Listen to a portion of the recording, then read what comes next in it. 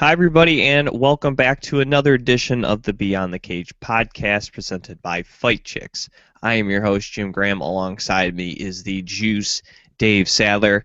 On this week's live show, a lot of stuff to go over. We got Ultimate Fighter 20, Bellator 127, and 128. We also have to recap UFC Fight Night 53 and 54, and we have a special guest joining us. He is fresh off his victory at UFC 178 over John Howard. Mr. Brian Ebersole will be joining us live and in person here on Beyond the Cage, presented by Fight Chicks. Right here. He's gonna see right here. He's gonna sit right here. That is true. So right. That will be awesome. We'll get to ask him some questions, and Dave will also be playing him in the UFC game that came out a few months ago. And I believe, you can correct me if I'm wrong, Dave, has Brian played the new game yet? That is not a concern of anybody, because I'm going to lay the smackdown, and irregardless of if he's played it, I'd rather not know, because if he hasn't played it and he beats me, I'm going to be very upset. So just hopefully he's never played it and he forgets how to use his thumbs. Well, that's going to be the first question I ask him. Have you played the new game yet, Brian? No. So we're going to have some fun with him today on live show. A little earlier today for those of you catching us on the live stream. But, of course, if you're listening on demand, either video or audio, then it doesn't matter how early or late it is. So that's the beauty of Beyond the Cage. It's available whenever you would like to listen to it. We're ready. So, you're ready. That's right. Let's get to the Ultimate Fighter here real quick, Dave, for kind of headlines, so to speak. And, of course, let's throw out a mention on our friends at Vigilante MMA. You can follow them on Twitter at Vigilante MMA.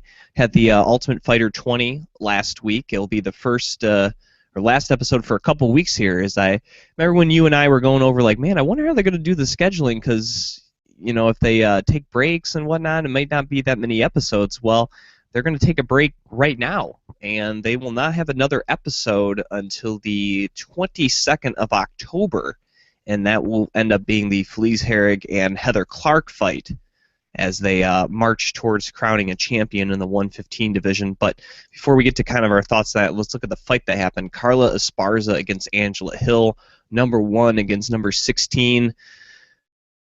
Once again, Dave, I thought the UFC did their best to try to make it seem like Angela Hill had a chance in this one, but she did not last very long against the woman dubbed the Cookie Monster, as she does what she does best, take the fight to the ground, get good position, was able to land a lot of ground and pound, but eventually was able to go in there, get a submission, and get the victory inside the first round to move on to the next round. And you know, I know she's like, oh, you know, there's a lot of pressure on me. A lot of people pick me to win. I'm the number 1 seed. You know, I haven't fought in over a year. You know, there's all those things, you know, kind of swirling in my head. But I think for Carla Esparza, a girl who's been to the top, you know, been a world champion already. I know another organization hasn't been the UFC, but I think she's so mentally tough. I just, like I said, I think they did their best to make it seem like she wasn't going to win this fight.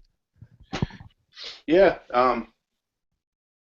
Just like CBS does with the Final Four when you know, Dayton Technical Institute's playing Duke. You know, they try to play it up like they got a chance to win, but you know, there's always a chance. You know, I know Brian's coming, but how many people realistically gave him a chance to beat Chris Lytle?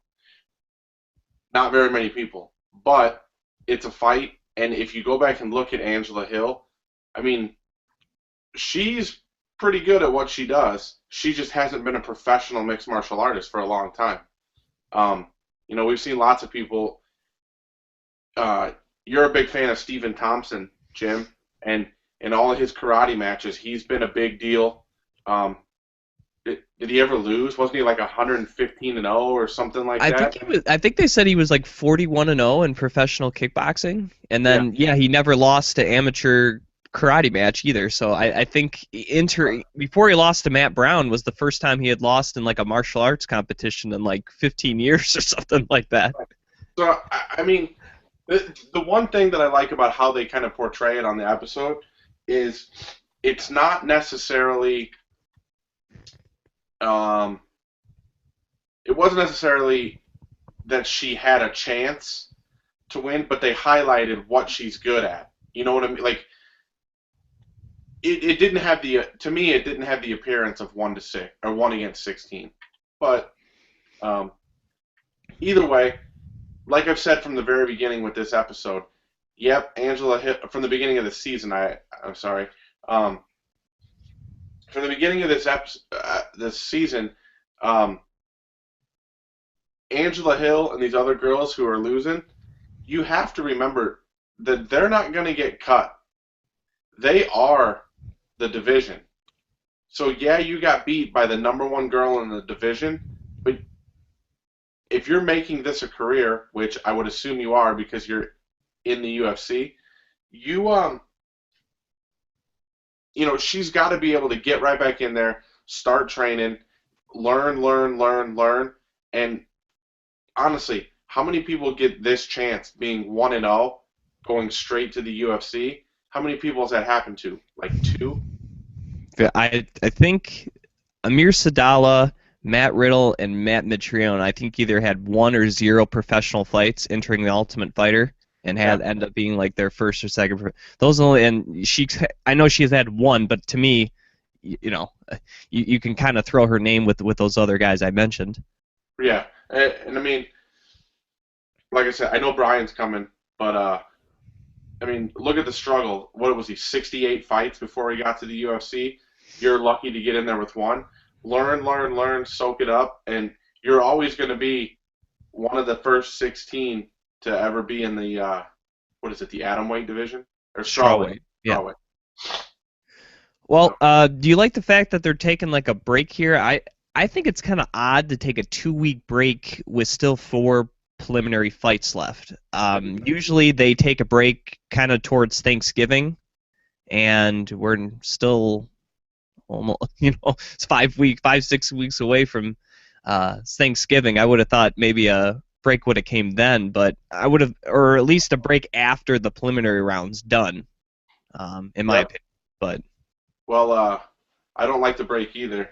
But I've never been called a karate hottie ever. Oh man. Working on that though. Ladies and gentlemen, Mr. Brian Ebersole, fresh off his win at UFC 178 against John Howard, joining us live and in person here on Beyond the Cage, presented by Fight Chicks. And how you doing this morning, Brian? Yeah, I'm in hometown, so I'm pretty happy. It's nice to it's actually nice to be able to drive around somewhere and know the roads. For sure.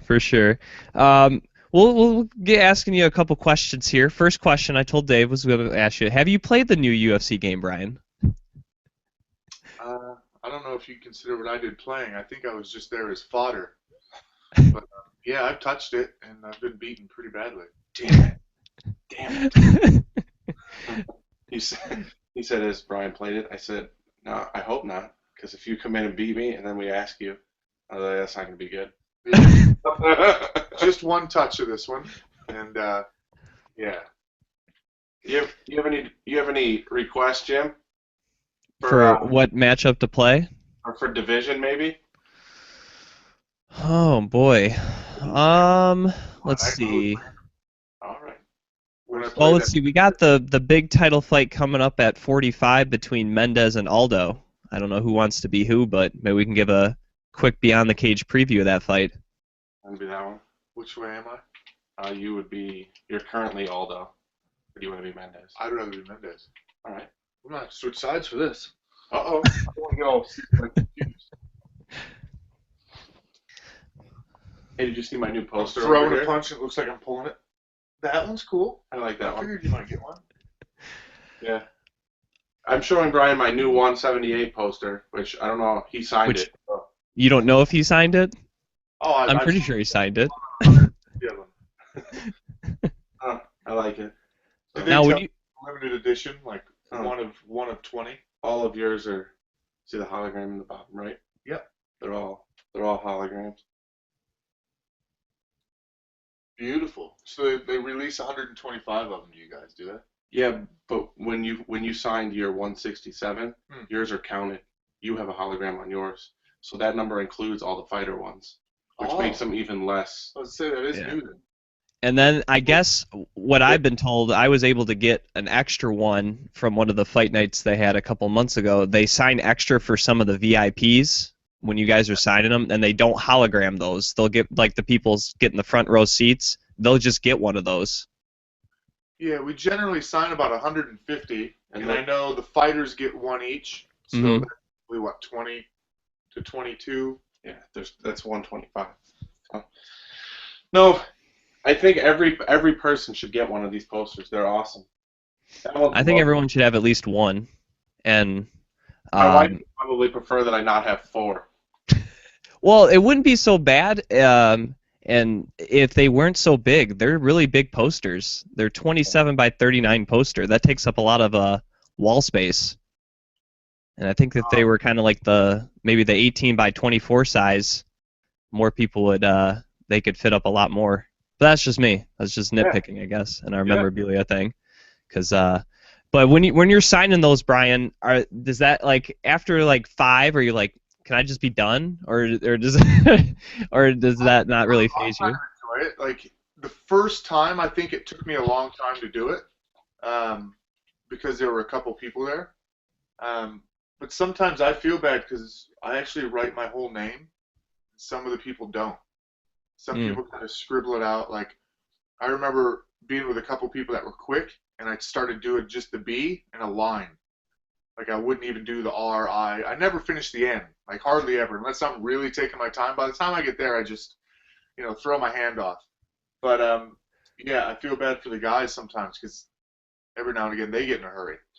I'm starting to enjoy the process a bit more and more now that I'm not so nervous and thrown back by the situation. And this fight week was really easy. I didn't have anything on my schedule. So once I checked in, I pretty much had my own time all the way until the pre-weigh-in. Yeah, my favorite picture ever is when Brian's signing with George St. Pierre. And if you look at George St. Pierre, his signature is like this big. And if you look at all the posters, where it says like Brian Ebersole, I was like, that's the one person that I would have been like, nah, I'm good. I'll hurry up, sir. And I feel like George's autograph has kind of gone downhill a little bit. It literally looks like scribbles. I've seen, Dave and I are in the various memorabilia groups, on Facebook, and I've seen, oh, check this out, I got a GSP sign this or that, and I look at that sig, I go, man, that's a horrible sig. Like, I don't know, I hope they didn't pay anything for that, because I'm like, he did not do them a great service with that signature there. Hey, Jim, we are live at the MGM Grand Garden Ballroom, and Jose Aldo is about to destroy Chad Mendez's legs. Chad Mendez has the weirdest jab, and this does move way different than all the other games. So this is, I'm going to give it a rating of it's better, because it's more realistic and choppy. They kind of took what they used for the Fight Night games, like the Fight Night boxing engine that EA had, and they kind of used that as like the base, and then added the various MMA elements playing off of that, is what I'm understood to what they've done. Try to punch me. But while you guys are playing here, yeah, how'd you do that? Right trigger and up. All right, come at me, bro. now Punch. Oh. now while we were at Fight Week, obviously Conor McGregor fought on the same card as you, 178, and he's a very interesting fellow with his suits and everything like that. I didn't know, did you get a chance to kind of interact with him at all, or get a vibe of kind of what he's all about? Because he just seems like he's such I hate to use the word polarizing, but he's been such an intriguing figure since he burst onto the scene in the UFC a couple of years ago. I didn't know if you got to talk with him at all or anything. Yeah, I wouldn't have chatted with him if I had a real chance, to be fair. He's an interesting kid. I've done a fair few interviews about him, and it actually bothers me that I do interviews about him. No, it's okay, James, I'm teasing.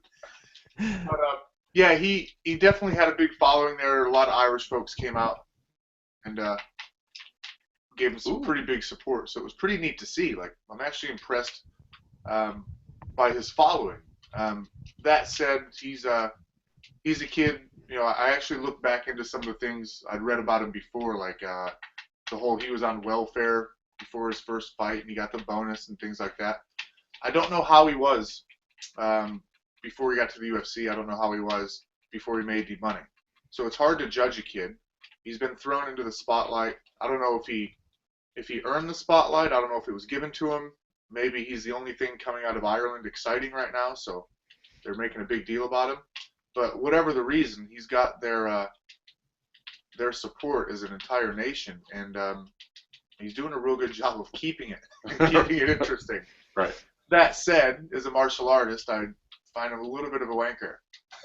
He's yeah. Chad Mendes. I'm older. I'm not cocky anymore. I used to be cocky, and it used to be a bit funny, and I used to respect that game a little more. But kind of like the hip hop game, you get a lot of guys that were in hip hop back in the day that used to play that game and used to give it some credibility, but now they just kind of find it a waste of time. Right, and now you got Ice Cube, starring in there. Are we there yet? Chad Mendes is employing the Jose Aldo kicking game. Now, of course, you're playing with the top two featherweights right now, Aldo and Chad Mendes, and a lot of people think maybe McGregor gets the next shot at the winner of that fight. Brian, do you think McGregor has a reasonable shot at beating either one of those gentlemen? No. I'll answer it. No. Poirier was actually getting the better of the exchanges, and the punch that landed on Poirier, I can't say it landed. Let's see. Cain Velasquez's loss to Dos Santos. Mm-hmm. We all remember that being an overhand right that hit him behind the ear. Now, I don't know how many of you guys remember, because I was a bit of a curious spectator and loving the wrestlers and having been an AKA alumni. I watched that second fight as a technical curiosity, if that punch would land again, and he landed that overhand right at least 6 times during the fight. Now, none of them obviously hurt Velasquez, and he went on to smash him and do quite fine with the situation. So it was one of them ones, I don't know, knocked off his equilibrium, bit of a fluke situation, because, again, same punch, same spot, definitely not the same result in the second fight. So with McGregor kind of clipping the backside of the eggshell on Poirier, that wasn't really one of those home run situations. I'd refer almost to that like a cricket bat, where in cricket you can hit the ball 360. Sometimes you swing, you barely tip the ball goes off at some weird angle backwards, and it goes between 2 defenders, goes all the way to the wall, and you get yourself a triple. I think you kind of hit it inside the park home run off of a bunt. That's what that goofy hook looked like to me. So, when I saw the exchanges, I think Poirier was winning the exchanges up to that point. And not to say McGregor is not the better fighter, because, again, we only saw half a round. But from what I've seen, I don't think he can handle Mendez's wrestling, and I don't think he can handle Aldo's tenacity. Oh, man. I hate live shows because I always have a brain fart. Can I say brain fart? Yeah, they don't smell. It's not a big deal. Okay. Since we're entering the second round here, we ask a lot of people. We've had a couple guys like Darren Cruikshank and guys come on the show. When you started 127, you were on the pay-per-view card. You were filling in. Yeah. You've been on the prelims. You've been on FX. Does it really matter to you? Well, no. The fight's the fight. The only part that kind of matters is the time of day I fight, and he's in the middle of a brutal exchange right now. Yeah, like the time of day I fight's the only thing that matters. I actually liked fighting earlier this time. It was nice to get to the locker room at what I would consider almost like a time of a normal workout, as opposed to showing up at 6, 7 p.m. and then waiting around for 2 hours and fighting late at night. Right. When I train in Thailand, our session's at 4 p.m. When I train in the rest of the world, I have to kind of do the whole 5, 6, 7 p.m. But still, fighting at 9, 9:30, 10 p.m., that's a bit of a different story. So, I liked it. For this fight, as far as sponsors go, not that these are big conversations I have with sponsors, my sponsors that have supported me since the first fight, and I think they would no matter what part of the card I was on. Maybe like the Hayabusa and tap out type people are the only ones that kind of care the spot on the card. Right. But I was lucky in this sense that it didn't affect me being on Fox Sports 1 because more eyeballs probably saw my fight than the pay-per-view. Right. So Hayabusa, if anything, would have been happy with my spot on the card. Cool. Yeah. That crowd was crazy at 178. I'm sure. I know it came across on TV with those crazy Irish fans, but during the prelims, it was kind of. I wouldn't say it was quiet, but it wasn't. It wasn't the full drunken Irish just yet.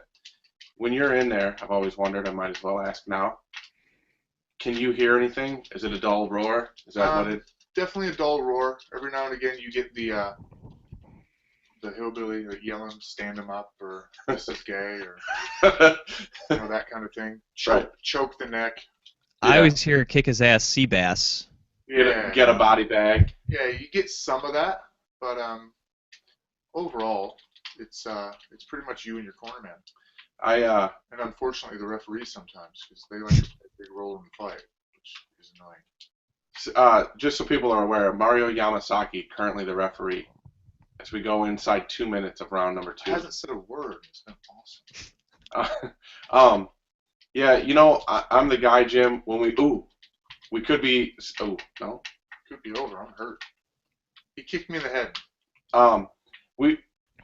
I'm usually the guy whenever we go to fights that I'm like, why are the fans telling, like, knee? And in Brian's fight, we were there with Doug and some of Brian's family. And, like, Doug's like, Brian, roll him over. All right, go for that choke. I'm like, Doug, we are literally at the top of the arena right now. I'm like, the guy 4 rows in front of us can't hear you. Like, I don't think Brian can hear you. It's just fun how some people process the whole... Yeah, isn't it? Yeah. I don't ever do that, but in this fight, I was like, yeah, Doug, you're absolutely right. I'm like, he needs to choke him right.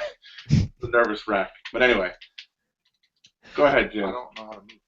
Now, of course, you just fought John Howard. Before this fight, you fought Rick Story. Both guys heavy hitters in this division, and I was wondering what guy hits harder. They both seem to hit pretty hard, or did they not phase you? Or I was just wondering, was one heavier than the other? I wanted to ask you that because those guys have knocked out quite a few people over their careers. Yeah, Rick Story's busier, and he pushes forward with a few more punches. And to be fair, his wrestling is a bit more scary as an opponent. Not to say he really wrestled me very much. John Howard, punches and wrestles, but again, his pace is slower, and that's something I saw in film, and I actually kind of kept in my head on the fight night. Like, I told myself I don't have to start every exchange, let him come to me. But he's not going to come to me if I just sit there and look at him. He won't come to me like a Rick Story and throw 20 and 30, and then I got to pick my spot when to come out of my shell. He'll throw 2 and 3, let me back away, or he'll throw 2 and 3 and grab me, which isn't the worst thing being a wrestler myself. And then he'll stop and look at me and we'll do it again. So I was actually a bit more comfortable with the pace of John Howard, knowing that even though he hits hard, he doesn't throw him and have the same style as Rick Story. Rick landed a couple more to my head than Howard. I only remember Howard hit me really in the head once, and that was in the 3rd round. He came down the middle and I think hit me with the right hand. Everything else he threw, for me, I felt like bounced off my forearms and my biceps, even to the body. Everything he threw to the body, all the way back even to the first UFC with Chris Lytle. I don't feel like I've been hit to the body hard yet, thankfully, because those hurt. We're going to take a selfie so that we can... Yeah, you're facing the poster. You got to turn that around. It's not going to work out good. So, yeah, I mean, they both hit pretty hard. Neither of them really hurt me. Story, I've seen the slow-mo replays and stuff where I took a couple from Story, but nothing that made me, bounce back. You get hit harder in training most of the time, thankfully. But it is still scary with 4-ounce gloves because you don't know which one. Like, anytime I get hit hard, especially with the 4s, I step back, shake my head, I try to move both arms, lift up a foot, and make sure I'm serious. I try to make sure neurologically I'm okay, because you see these guys sometimes, they take a big crack, and then they come out and they throw this combination, and they look like they're underwater or in slow-mo. And you wonder if they actually know they're in slow motion. So I want to make sure I know. Like, if I'm hurt, I want to know. So I'm glad you brought up Rick's story. Strong journalism, Jim. So obviously we're talking in the past, but 167, Rick's story got the better of you, walked out victorious. Yes. Goes 1-1 since beating you, and then headlines a Who card. did he lose to? Kelvin Gastelum. Right, and he just beat Gunnar Nelson. So he lost to Gastelum on a decision. And then he beat... Which was close, I was told. Yes, and then he beat... Jim can probably look it up. He just beat Gunnar Nelson on Saturday. Before that. Before Gunnar Nelson? I'm gonna look that up real quick. He went... Because he's gone 1-1 and he headlines a card after that. Yeah, but, I mean, look at his overall resume. Like, yeah, he's still in the top 15 in the division. He should probably be in the top 10. He's only got to beat the champ. So even losing a decision, I mean, he didn't get beat up. I mean, he lost a style matchup, in my opinion. And it's just one of them things, you know, just like wrestling. You get guys that wrestle 5-6 times a year, whether it's high school or college. Usually in college, they wrestle a couple times a year because the schedules allow with tournaments and such. Mm-hmm. And then they got to wrestle in the national tournament every now and again.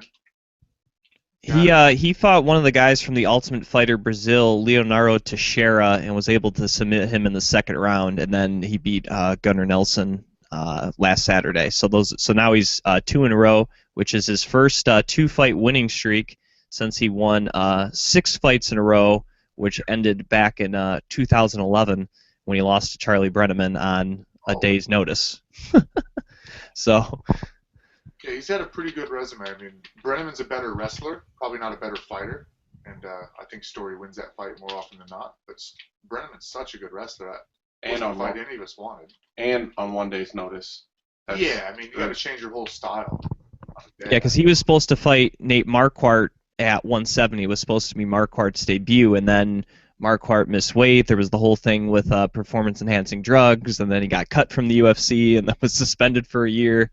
It was a big thing. Yeah, that whole debacle. And that was also the first ever UFC event in Pittsburgh. They should never go back there. So. Just a personal preference. So I know that you train a lot, you coach a lot, do the whole everything. I know that you now part of the team We Got Married type of thing. Yeah, you know? marriage is awesome. Yeah. So how's your leg going? Yeah, my leg is stunned here. Here we go. Aldo, it's amazing, Jim. It's the third round and Aldo looks fresh. Oh my God. Sounds about right. Jack Bennett is just destroying Jose Aldo right now. Can I escape? Do a cartwheel or something. Get out of here. God. Where's your flying knee? That's Aldo's signature move. Oh, I'm on my back, so it's This is not Pride rules. I just got kicked in the face on the ground. It must have been a glitch. Yeah. Can't blame Brian for that. Jab him to death. All right. So in a roundabout way, I was trying to get to, I know you watch fights. Who do you, when you see an upcoming fight, who do you look forward to watching? Or do you have There's somebody? a fair few now. GSP was obviously one. Now it's like the Cormiers and the Joneses excite me. Doesn't matter who they're fighting. I watch either one. I was very excited to watch these two fight, obviously, almost like everyone else was at this last event. So a bit of a shame that didn't happen. But they did put on a big media circus for us, which was, fair enough. You have to watch a little bit of press conference debacle. I don't know if you did you see the punishments that they got? From the not really. Jones got fined a ridiculous amount of money. $50,000 or something? Yeah, but he's got a $500,000 to show, so they took a percentage 10%. of that. Yeah, That's fair. of his purse, and then Cormier. And he had the 40 hours of community service.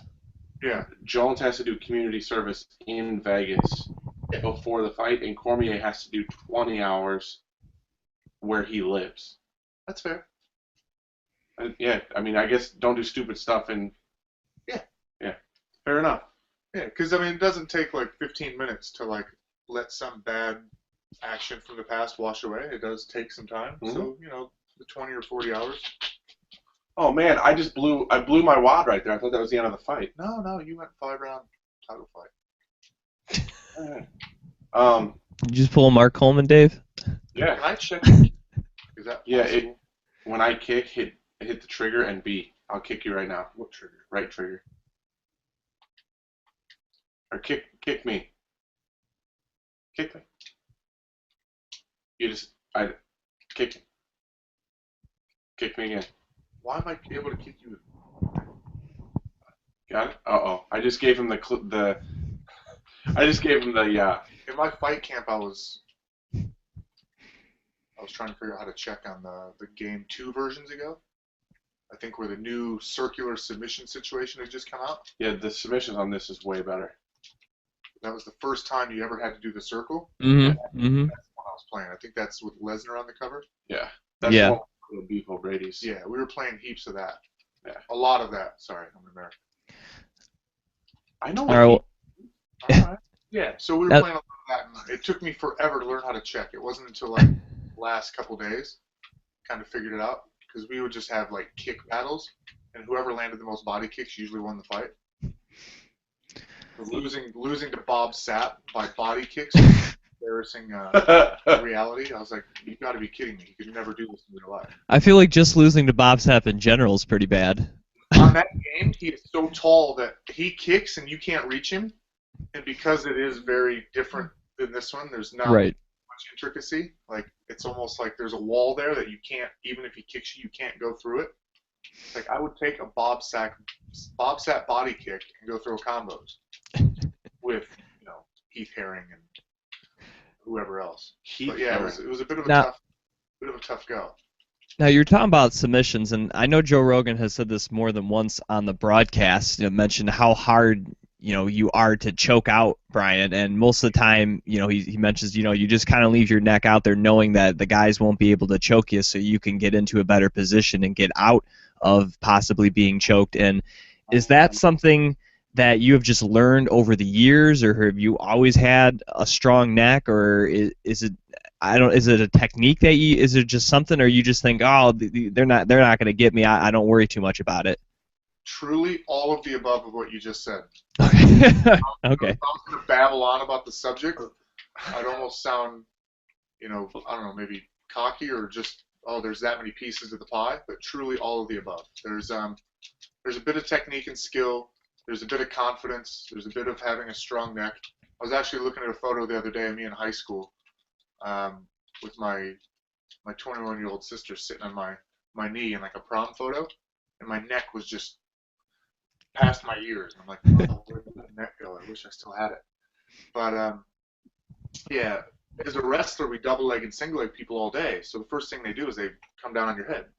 The collar tie situation, same thing. That's probably like the warm up. Mm-hmm. You finally shoot a double leg, someone's whole armpit and chest and body weight's on your head, and you have to deal with it. So it wasn't much of a stretch after I started double-legging jiu-jitsu guys back in 1996, 97, all the way through, that they would squeeze that with a choke attempt. So you get pretty comfortable pretty quick. And then you start meeting people that are good, that make you refine your safe spot. With some people that can't choke you just in general, they can squeeze your head because they can squeeze your head and whatnot, but they don't really know how to Marcelo Garcia you. Once you run into someone that's actually good with it, you go, okay, I'm mostly comfortable, but if I let him do that, I'm going to get choked. It's going to start to apply real pressure. So then you start to find little safe spots, and then you see their adjustments. So that method of refinement, I've had 15, 16 years to kind of play with that. There are people that can probably choke me in competition. With the MMA gloves on, it's harder, but there's, the Damian Maias of the world and stuff like that. I just haven't fought one yet. So I definitely wouldn't be as lackadaisical with the Damian Maia as I would be with a John Howard, with a James Head. Chris Lytle is supposed to be a black belt, but I think that's just years and years of study. I don't think that's high-level BJ Penn jiu-jitsu. I think that's just, he's very competent. He doesn't get submitted much. He knows how to teach. He knows the game. He knows it probably in and out. but he's not physically as amazing as some of these guys coming up. You just brought up you're talking jiu-jitsu. Yeah. Would you ever want to do that Metamoris? That might be one of my next emails. Oh, nice. Yeah, I'd love to. Rory McDonald, he just beat Tarek Safadine, and they were interviewing him, and apparently he's on the next Metamoris card. Rory McDonald. Didn't Rory just win? Yes. Yeah, won. Yeah, he said he's fighting somebody. He said he's very, very, in the interview, it was with John Pollock. He said in the interview he's fighting a very, very, very, very tough opponent. Well, they weren't. Yeah, there's no easy guys at Metamoris. I mean, even following a little bit with the jiu-jitsu scene in Australia, which they don't have the best guys, but they're catching up, and they're having a lot of success on the world scene nowadays. You run into these names like the Keenan Cornelius. Who was he 4 years ago? I had no idea. Now look at him. He's some superstar. Right. So there's always guys coming out of the woodworks, and then you see really, really good guys that no one's heard of giving them fits in competition. Maybe still losing the match, but giving these guys fits, putting them in positions that, they have the advantage and making them work hard. So, yeah, there's no real easy matches when you got, the Gracie clan to choose from. You got the Ricardo Abreu's and now all these UFC guys get to show their game, the Josh Barnett's and whatnot. So, yeah, they're doing a really good job, and it's something pretty exciting to be able to watch, seeing Josh Barnett really come out and support the catch wrestling movement with his choice of attire and the way he competed was very true to his roots. When you I wasn't done yet, Dave. Oh, go. No, I mean punching you. Why'd you hit me? Oh, sorry. You want me to bring my 6-year-old down here so you can destroy him like you did the last time you were here? He smashed me, didn't he? Yeah, you knocked him out once, and you were like, "Oh, I'm sorry." And then the next one you were trying, and he knocked you out, and you were like, "Dude, you're 5. Why are you doing that?" And then you left. Remember you slammed the door, and you ran out. I mean, I'm playful with kids. I wanted to believe that I was, really upset. That way he took that little bit of, I got him, Dad. Yeah. No, we played, he's got the 360 over there. We played the old game. And I was like, yeah, I'll play. And I was like, we'll play 3 games, and then you're going to bed. After 2, I'm like, go to bed right now. No, but like you were saying, Metamoris is exciting. You've been around the entire mixed martial arts game for a long time, starting back when you were at Country Junction or whatever those bars were called back then. Pretty sure you just called me old and a hillbilly. Same sentence, Dave. Okay. You want me to stay for the whole podcast? All right. So like I was saying, the check is right up there. When all that stuff was going back on, you couldn't get any, like, the people who here in our hometown that watch your fight, you couldn't get that many people to show up to an event. No. And now there's jiu-jitsu on pay-per-view and stuff like that. Did you ever think it would get to a level like this when you first started doing it, or was it just kind of I punch people and they give me money? And yeah, well, I was just doing it because it was a way to compete. I was still wrestling in college when I started fighting, and I had, I think, 8 fights while I was still, on the Eastern Illinois wrestling team. And then, as I've said in interviews before, the reason I didn't get to wrestle is because of a fight, unfortunately. And not when I started, but when in hindsight, I could have walked away from safely and been just fine. But, when I first started, it was just something to do and another way to compete.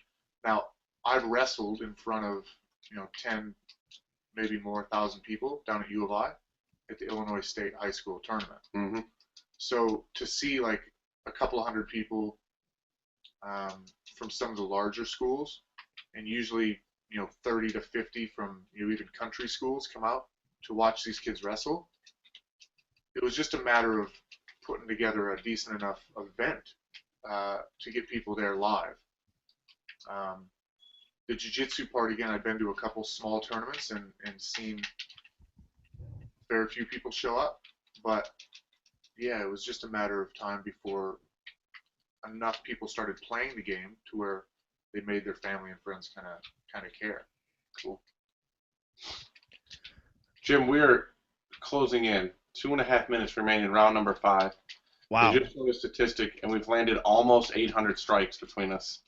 That sounds like a TJ Dillashaw fight. Our Well, legs die. I Yeah. don't really understand how either of us are walking. Or Why kicking did I- each other. Why did I go to the head there? now in your fight against John Howard, Brian, I was going nuts. yeah. Besides that, like you said, you kind of saw his movements that he wouldn't throw a lot of combinations. He wasn't always constantly moving forward. Sometimes he would sit back, and it seems like you were able to see those areas and when he would come at you, when he wouldn't, and when you could go and attack. And you ended up getting the decision victory. Do you think kind of those little keys that you kind of were able to capitalize on, is that what led you to victory, 2 weeks ago? I felt I was the physical favorite in the fight. I think being able to know some of his habits helped me fight a very relaxed fight, and I didn't really ever put myself in danger. So if it was a bit more of an unknown fight, maybe I would have had to have taken a few more risks just to make sure he wasn't going to go and push certain avenues. But because I'd seen him on film, I pretty much trusted the way he fought and knew that, in a sense, he would keep me safe. Even if I gave him a chance to leave the dance, I thought I would manage just fine. So it's one of the things, you get some fighters that look a certain way on film, but it's only because of what's going on in front of them. Where when I saw John Howard, he was a pretty straightforward fighter in his philosophy. Like every single fight, it was kind of similar. He never really hid his intentions, and that really was how he fought every time. So even in the fights where he looks really aggressive, I mean, if you really look at it, it's only because he gets a bit of traction off of his first punch or his first grab in the wrestle, and he stays. Right. It's not like he pushes and gets rebuffed and then comes back, pushes again, gets rebuffed. Mario, Pretty did you see relaxed that? guy. Yeah, he was going to. It looked like he was getting ready to stop that with 21 seconds remaining in the fight. Well, I got kind of a funny question coming up. So if we do MMA math, so you beat John Howard, who beat Uriah Hall. So by MMA math, you could beat Uriah Hall. Yeah, and that could be a tough champion if I want to be. No way! 4 seconds! You distracted me there. Jose Aldo walks out victorious. That's crazy. I want to see the stats because I tore your leg off. Can we see this? So you got pan up just slightly. There we go. Man, you came down and gave him like Jedi mind power. My wife walks in and I finish the fight. Oh man. And then the Xbox freezes. Bad ass. Oh no, it didn't. I hit the X. I just hit X just to get it out of frozen. There he is, Jim. He's busted up. He's busted up. How do we see these stats where I killed your leg? Right to fight statistics, sir. Let's do that. Can you see these, Jim? I can't make out like the individual numbers as Chad well. Mendez landed 248 of 305 attempted significant strikes. He threw 800 strikes. I passed your guard 7 times. I couldn't hold you down more than 10 seconds, but man. Yeah, but some of that I let you do that. I wanted to make you feel better about it. Well, you got up really easily. Yeah, that's true. So, you know what those statistics say? I'm awesome. Speaking of awesome, these shirts are awesome, Yes, sir. aren't they? Absolutely. Can I take a call live on the air? Yeah. Last time it was Joe Riggs. Is it Joe Riggs? Kankakee caller, you're live on the air. Not much. I'm on a podcast, and you're on it with me. I'm on a podcast, and you're on it with me. We are broadcasting live. Broadcasting live? This is broadcasting to what? The internet. Where are we? For an MMA podcast. We're entertaining the masses, talking the game. Yeah. So would you like me to give real estate advice while you're doing this on the podcast, or would you like to give me a call back? I could probably talk real estate on the podcast. I don't think that's against the rules. All right. You had some questions for me, so I was getting back to you. Just talk to your beautiful bride, or you guys Yeah, no, we're married now. She's got me. That was her wedding ring. Yeah, she I got the analogy, Dave. an Audi, and I won. Thankfully, she was gonna buy an Audi or date me, and I got the test drive thumbs up. Perfect. Yeah. You do know who this is, right? Yeah, Ryan Magruder. All right. Yeah, no, Sure. I called you because I want to borrow money, more than likely, Okay. and I heard you were the guy. Hey, Magruder. I can be. Hey, Ryan. Yes. This is Dave Sadler. It's it's mine and my buddy's podcast, and Brian's sitting in my basement. Oh, nice. What's up? Nice. How you doing? Good, man.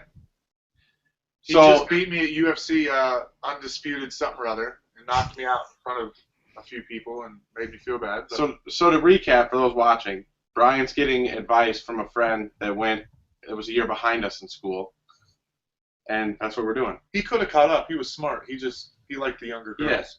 Yes. Yep. That was a good move, Ryan. By the way. I'm not gonna Yeah, lie. strong word. I got older, but they were all staying the same age. That's it. Wanted to sit next to that girl in a class, so you know. Mom, hold me back. Hold me Mom, back hold here. me back. 19 years old, running people over on the football field. Yeah. No, I'm just joking. But Quarterback, they put a pink shirt on me. I didn't have much contact. yeah, I had one of those. It was a different story, but I wore that pink shirt in high school as quarterback, so I didn't do much physical hitting. Yeah, I told Coach, I'm a defensive end besides a quarterback, and I don't play as much quarterback, so you're never putting that pink jersey on me. They can hit me, Coach. It's okay. Hey Jim, do you need any house buying advice? I was looking at No, I don't think I'm anywhere near to local property. making one of those life decisions yet. But Sorry. hey, Dave, while Brian's on the phone, real quick, we'll get back to him, asking him some more questions and whatnot. But Would that you got to see Bellator 127 this past weekend from on Spike TV. Did I watch Bellator 127? What was the main event? That was the Strauss-Wilcox main event. You know what? I didn't. It's on my DVR. I worked over Friday, Saturday, and Sunday, so I'm a terrible, terrible podcast host. Well, I'll go over it real quickly for the folks here who got to see it. First fight was Kendall Grove against Christian Mpumbu. Christian Mpumbu making his middleweight debut, not just in Bellator, but in his career. He had never fought at this low weight, had never really had to cut weight before. What was the weight class? Middleweight. Ooh. From obviously he was Bellator's first 205 champ, Right. fighting Kendall Grove. And Kendall looked like Kendall does. I mean, he can be tricky at times. He has that really long reach and can really kind of fool people. And I think Mpumbu had some trouble with that. Even though he moved down a weight class, Grove's as tall as those guys at 205, if not taller. He's just a very tricky matchup sometimes. And I thought he was on point, had great punches, and kind of reminded me when I saw him all the way back against Jason Day. All the way back at, I think it was like UFC 87 or 82 or something like that. So Kendall Grove looked like Kendall Grove. I don't know what that means for his Bellator future. I think beating their former champ I think does well for him, and he's a guy that does have some name recognition and could play a factor in their middleweight division now with their new champion in Halsey. Yeah, man, I just had, for the first time, like 11 text messages in a row. I've never seen that many while you were talking. Do you, he's talking Bellator. I'm with you. Oh, Hang out. do Come it. hang out. I'm back. All right, Brian's back. Yeah. Hey, no, Jim was just talking about Bellator 120, 127, which just was last week. Do you is Bellator and World Series fighting? Is that something that if it's on you'll watch it, or do you make an effort to at least kind of stay, you know, in the know? So I think I'm probably a bit different as far as a fan than the average fan especially, in the sense that, one, I travel a lot, so I'm not always in the same time zone. It makes everything very hard. And two, I almost refuse to pay for fights because, I see that many without. Right. So a lot of times how I see fights is I kind of cherry pick the better ones later after reading a play-by-play for fights that I'm really interested in. Right. There were a couple fights just recently, like on the UFNs, like the Rick Story fight I was interested in.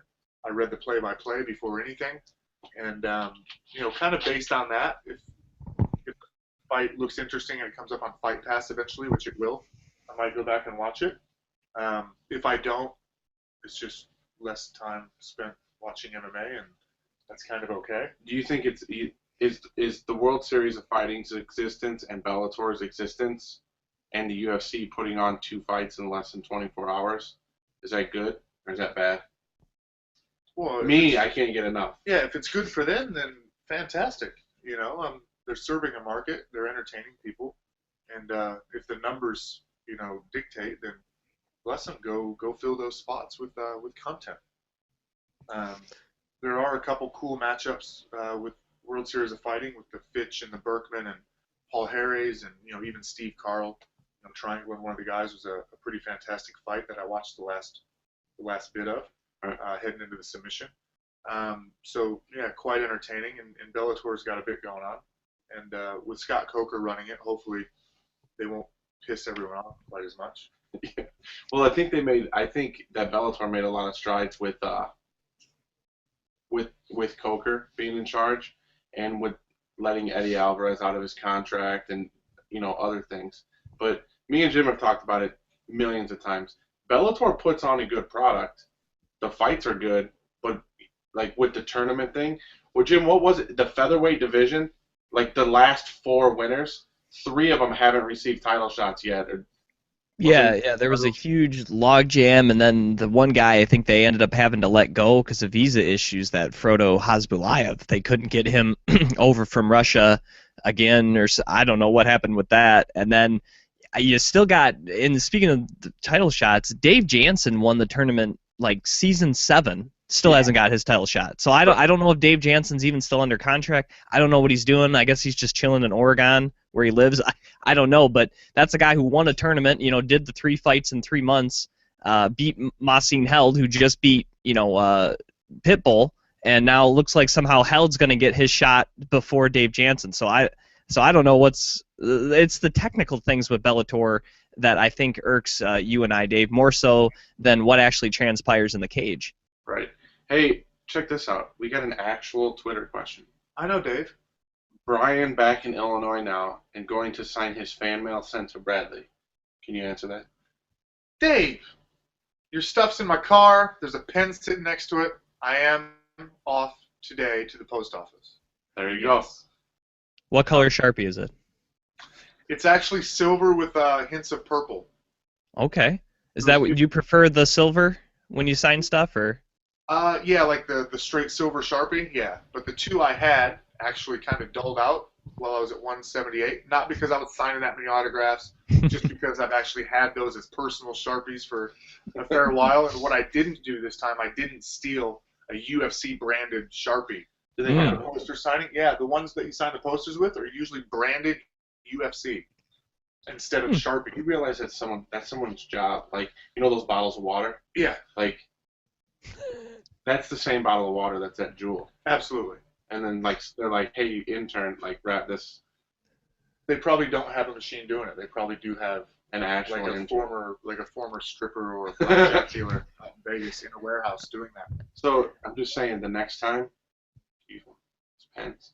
UFC. I think I had one somewhere. I could do that. It'd be in a bag. Hey, before Jim gets to his next, do you think he knows that he could have, like, doesn't it look like he's got a big jacket on? Yeah. Is it cold? I mean, it's not cold in my house. Is it cold there? Is it cold? Huh? It's not a big. It's a lighter weight jacket. It has my Flash button on it because the Flash premiered on the CW last night. I just felt like wearing a jacket. It's early in the morning. I was a bit chilled. Hey, you don't have to get mad. We're jacket. We're just wearing T-shirts because we're in Illinois, and that's what we do. Okay. Well, I mean, this is my nice no logo jacket, so I like.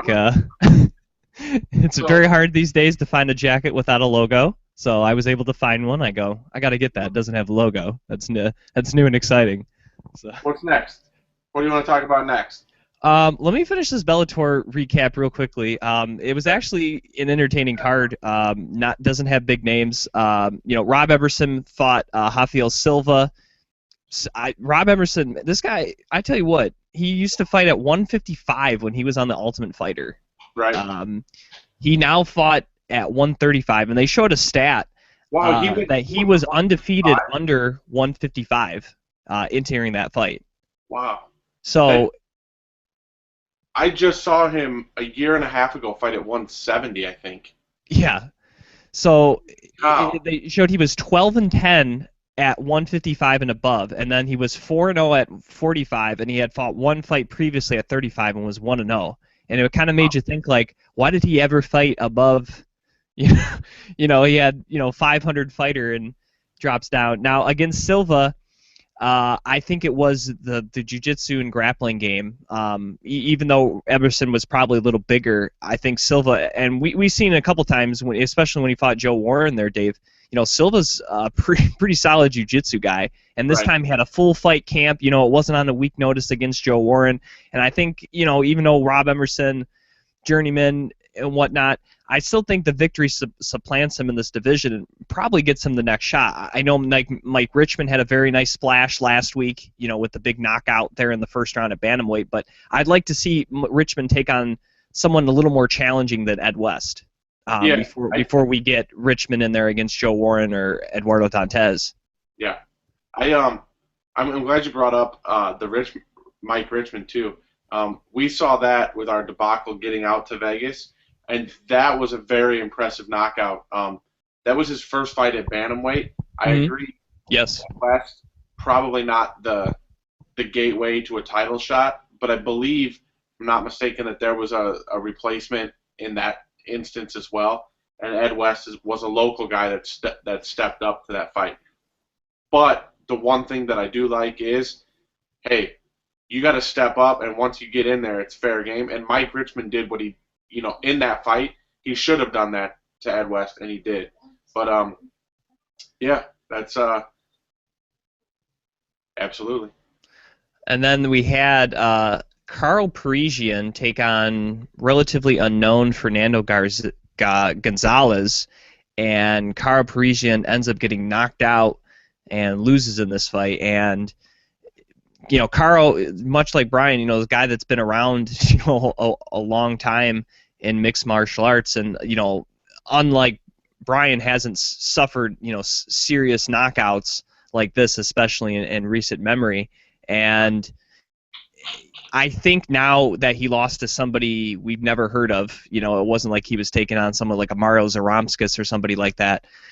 I think it's probably time for Carl to hang him up. I don't see him competing at a high level anymore. I mean, if he couldn't beat Gonzalez, how is he going to beat Douglas Lima?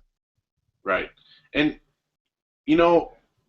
like I said, Jim, I didn't get a chance to watch it. I had some work-related things going on. But when Brian comes back, we can ask him. But don't you feel like the people who are training Carl Parisian, they have to see that he can't compete at that level? Isn't it their job to say something? Like, you know what I mean? Like, he's been around for a while. He's been around since what, Tough 2? Something like that? Very, very long time. Like, we're talking like UFC in the 40s. Right. But I'm saying, like, his people that are around him, don't they want to... Like, I don't want to see that happen to somebody.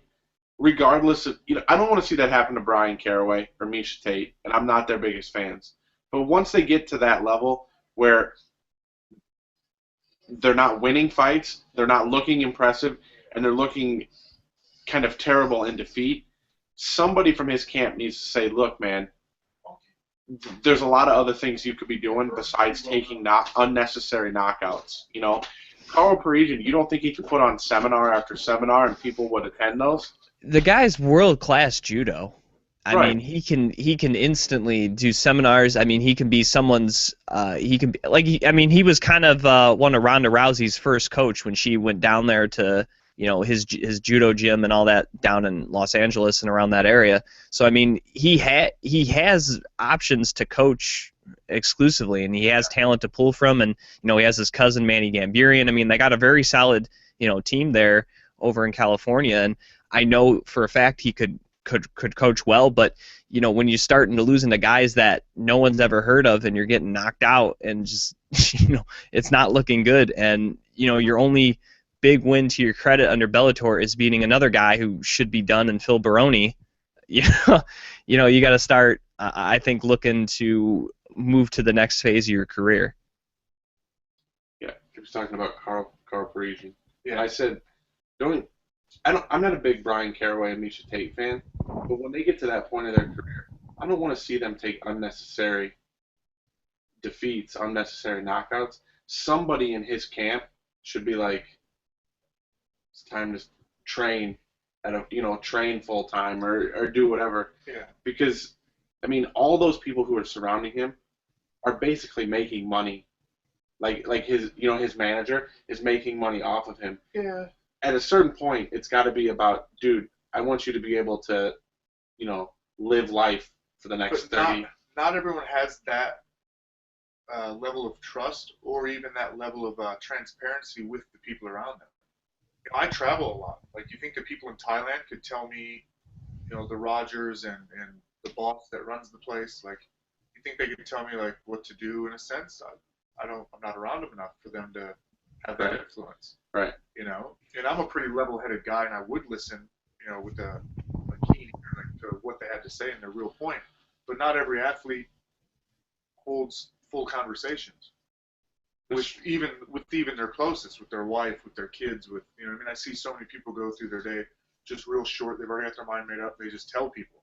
They don't listen. They don't interact. They don't debate, negotiate, communicate properly. So, unfortunately, we're talking about a group of guys that probably aren't the most communicative and the most balanced of individuals, and may or may not have the best relationships with people around them. So Right. And Jim, that goes back to Bellator. Another point. They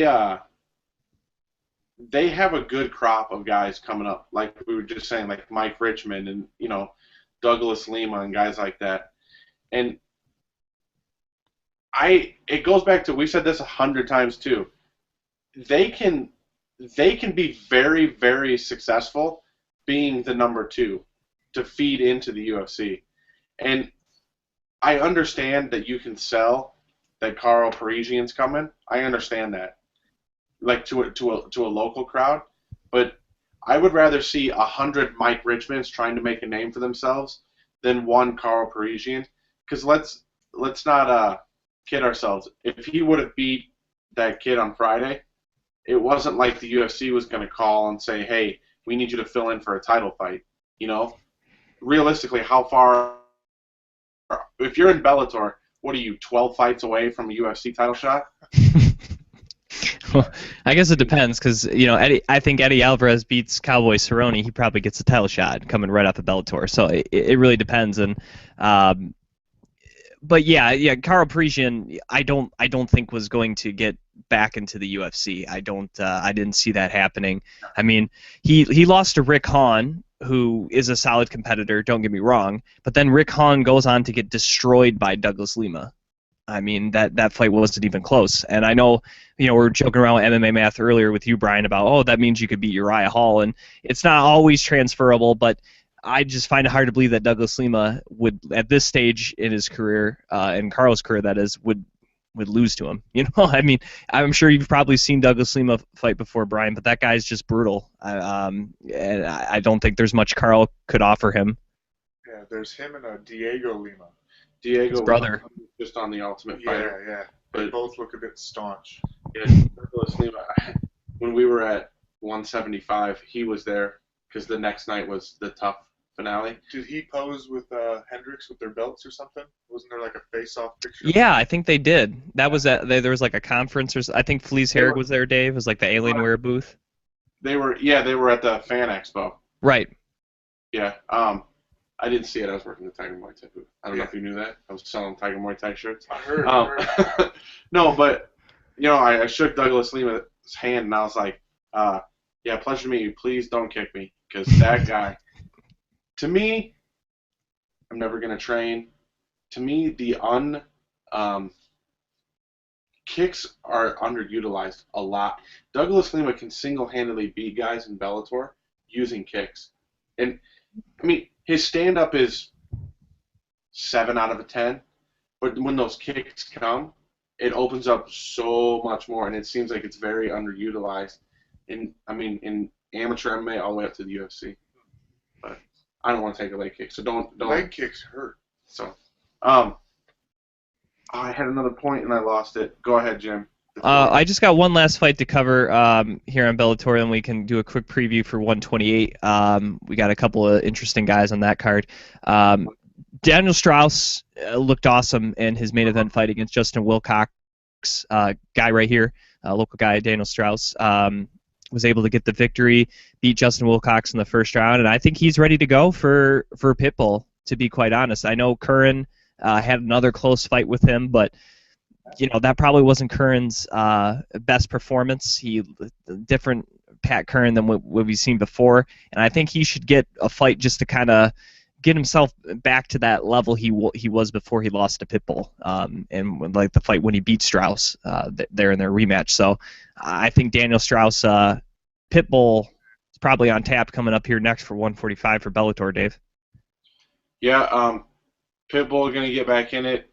Daniel Strauss continues to look good. Like you said, his fight against Curran kind of took victory out of the jaws of defeat. He had to get that finish. Got that finish, got the belt, and yeah, like Brian said, he likes Strauss.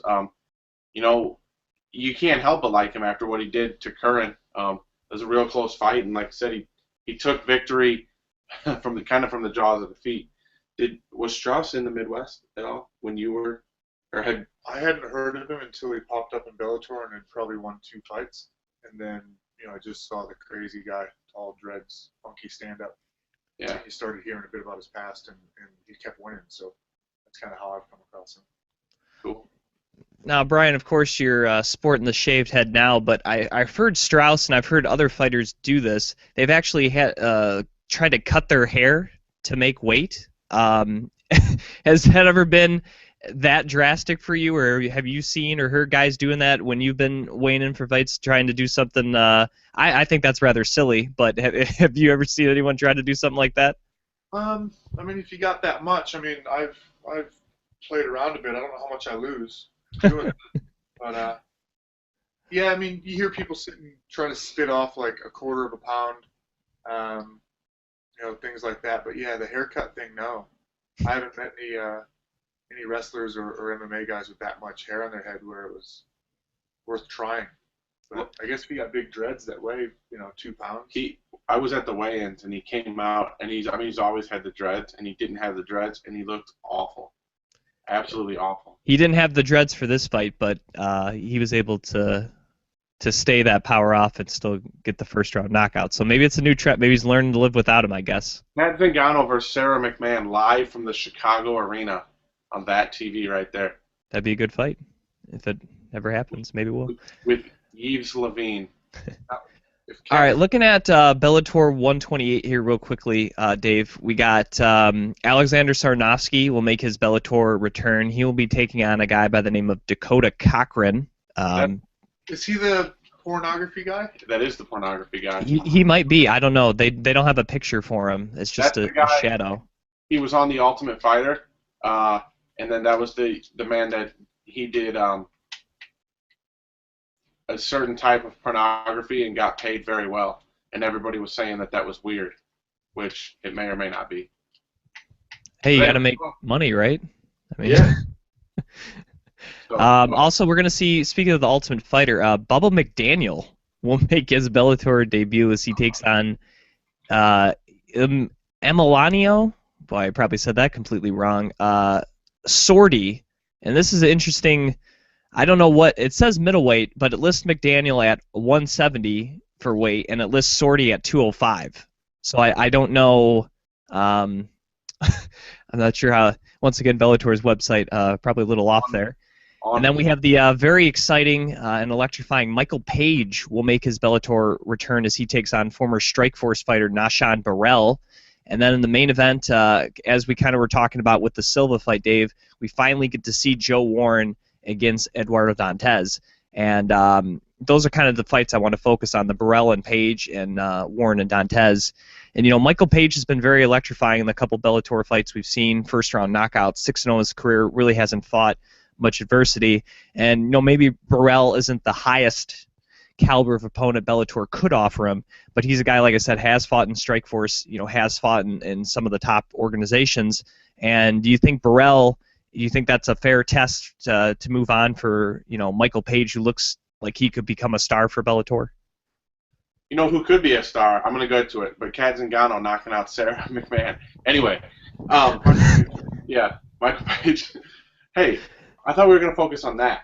Michael Page. Yeah, Michael. He doesn't want to talk about Let's it. talk about Michael Page. Yeah. No, Noshan Burrell is one of those guys that, because of his connections to Strikeforce, you know that guys like Scott Coker is going to bring in guys like that. And like you said, Jim, he's had big fights. Is he the best guy that they could bring in for Michael Page? Probably not. But a victory over Noshan Burrell, not going to elevate Michael Page to, like, you know, title shot level, but it's a very solid name that he can put on his resume. And it also allows Michael Page to kind of get his feet wet with it being, you know, kind of the co-main event. I don't think he's ever been at that level. Has Michael Page even been on the Spike broadcast? He was on their main card for the pay-per-view. Okay. But now He told you. I got a computer in front of him. I got a video game in front of me. No, I didn't even look that up. I just knew that. But no, it's still a big stage to be the co-main event, because obviously his fight was not getting promoted within the pay-per-view. Yeah, good luck with that one. You know, so this time around it will be promoted, but you know, looking at the main event, and we can get Brian's input because you know, we got some big names here: Eduardo Dantes, Joe Warren. I think this is going to be a very excellent fight. You know, we got the Greco-Roman world champion in Joe Warren, you know, at 135, I think is a lot more dangerous than he was at 45.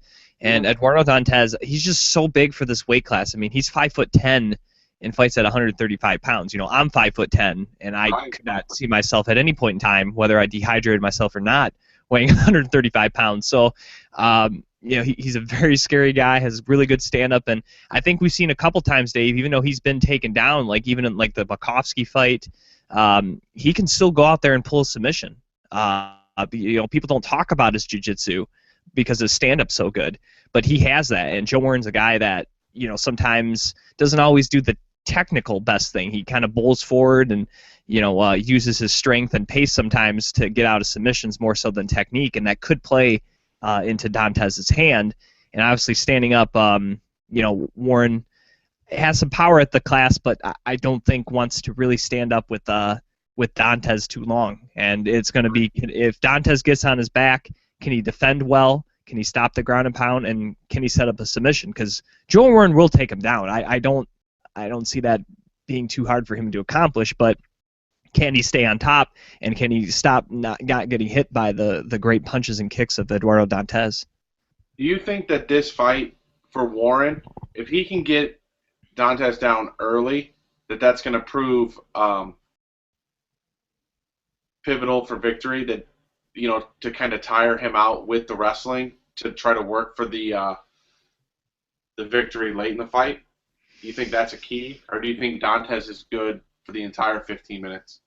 You know, I think we haven't seen Dantes go all 25 in any of his Bellator wins. I'm almost certain, and we've seen Joe Warren go 5 rounds. We saw in his fight against Silva him tire slightly, but I think after fighting that long, you're gonna get tired. But I think if you're Joe Warren, I think you got to get to him early, because I think if you let Dantes set in his rhythm with his stand-up game, establishing his long reach and height advantage that he's going to have in this fight, it's going to be hard to then come back in rounds 3, 4, 5, and then all of a sudden, you know, it's possible, but it's going to be a lot harder because Dantes will be set in his rhythm. But if you can take him down from the start, first round, second round, third round, even if you aren't able to get the takedowns and be as successful in rounds 4 and 5, you already kind of wore him down a little bit, because like we said, Dantes is not a guy that has gone very deep into fights. He finishes things, whether it's submission or knockout, and if you can kind of stifle him and frustrate him, you can very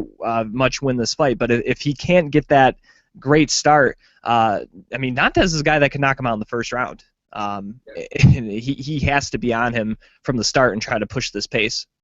Hey, Jim, before we move on to talk about what happened in the UFC, you want to pay some bills real quick and talk about everybody that helps us out?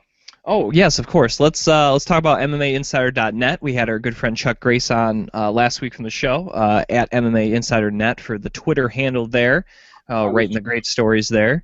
And, of course, we got the site covering the local scene here in MMA, BluegrassMMA.com. Follow them on Twitter at BluegrassMMA. Give them some shout-outs here. And we transition to Bellator. Boy, 2 fight nights in one day. Bellator to UFC Fight Night 53. Rick Story versus Gunnar Nelson in Sweden. I didn't get to pay. Oh, wait.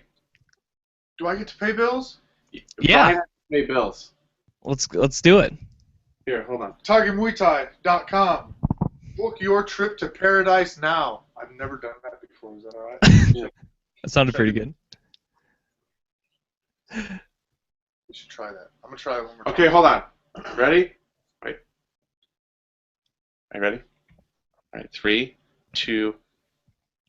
Book your training trip to paradise now. www.tigermuaythai.com. There we go. All right, perfect. Now, Dave, this card on the Fight Pass. He's not done. I got he's a not lot done. of bills to pay. Okay. Go ahead. No, go ahead. I mean, seriously, I had to fly from Australia here. I had to fly people from Illinois to Vegas. I had to, ship Alpha Brain and Hemp Force Protein all the way to Thailand. You can get that at Onnit.com. They've also got, kettlebells and battle ropes. Did you take your Alpha Brain today, by the way? I mean, you seem on it today. No, I have not. I'm gonna have to look that up. So I actually did take an Alpha Brain because I knew I was going to be on a podcast and I was going to have to access the deep, dark recesses of my MMA memory. So feeling pretty strong. Hayabusa, I love you. HayabusaFightwear.com. They ship worldwide, I do believe. Kind of like what this guy's wearing here on his bandana, the Hayabusa thing right there. Yeah, they're pretty strong. Love those guys. Ooh, hey, Jim. REOCashflows.com. Learn how you can set yourself up for long-term wealth and health. REOCashflows.com. That's pretty much buying really bad houses that the banks now own, and banks are not real estate agents. So they get these little houses that have been foreclosed on, and the banks own them. They try to have a real estate agent sell them, but sometimes that doesn't work out. So then they're just stuck with them on their books. So sometimes you approach the bank, buy those houses yourself at a deep discount, and put someone in it, and make a lot of money. So tell me about it, Brian. I'm from Detroit, so I know the bank owns a lot of houses around here. Yeah. Is Detroit picking back up? I've heard a few small rumblings about social programs and the people in government getting a little bit more creative with bringing it back to life. It's not great, but it's a little better than what it was. I think what has helped is the fact to me it really started when they built Comerica Park right around the Fox Feeder Woodward area there on 75, and that kind of started the new revolution at downtown. And then we had the Lions they were all the way in the suburbs in Pontiac. They built their stadium down there. Now we have the Red Wings, who are kind of over by the Windsor side of Detroit. With the river, you can see Windsor looking over.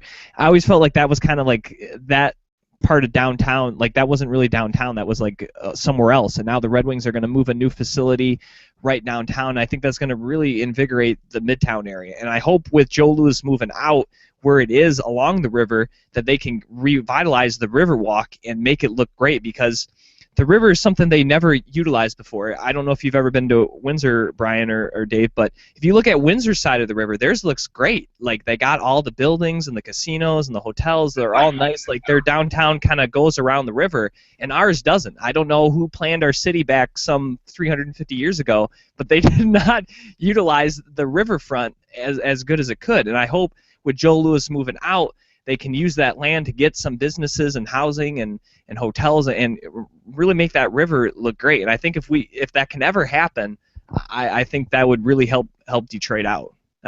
Spurning off MMA for a second. That's just me. Yeah, this is MMA related. The same guy that was asking Brian about the autographs. I'll read the question. Did you get it? No, you go first. It says, hey, Dave. Yeah. Dave is the guy that's sending the questions in. Oh, okay. At Vigilante Juice, at Twas Ebersole. Question: without naming names, have there been fighters you fought in the UFC that had terrible BO in the cage? No. Matt Lindland used to be the guy, apparently, that would go a couple days without showering on purpose just to be offensive and a bit nasty. Mm. But I've been pretty lucky so far. I got a question from Dave's brother Steve.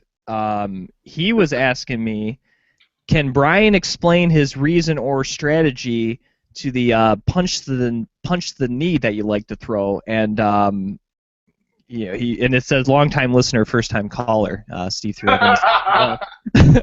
So he wanted to know, maybe how you picked up that technique, or and I guess why you kind of like to use that. Well, I used to single leg people without ever dropping all the way down. So, besides grabbing that leg every now and again, I figured a hammer fist would hurt.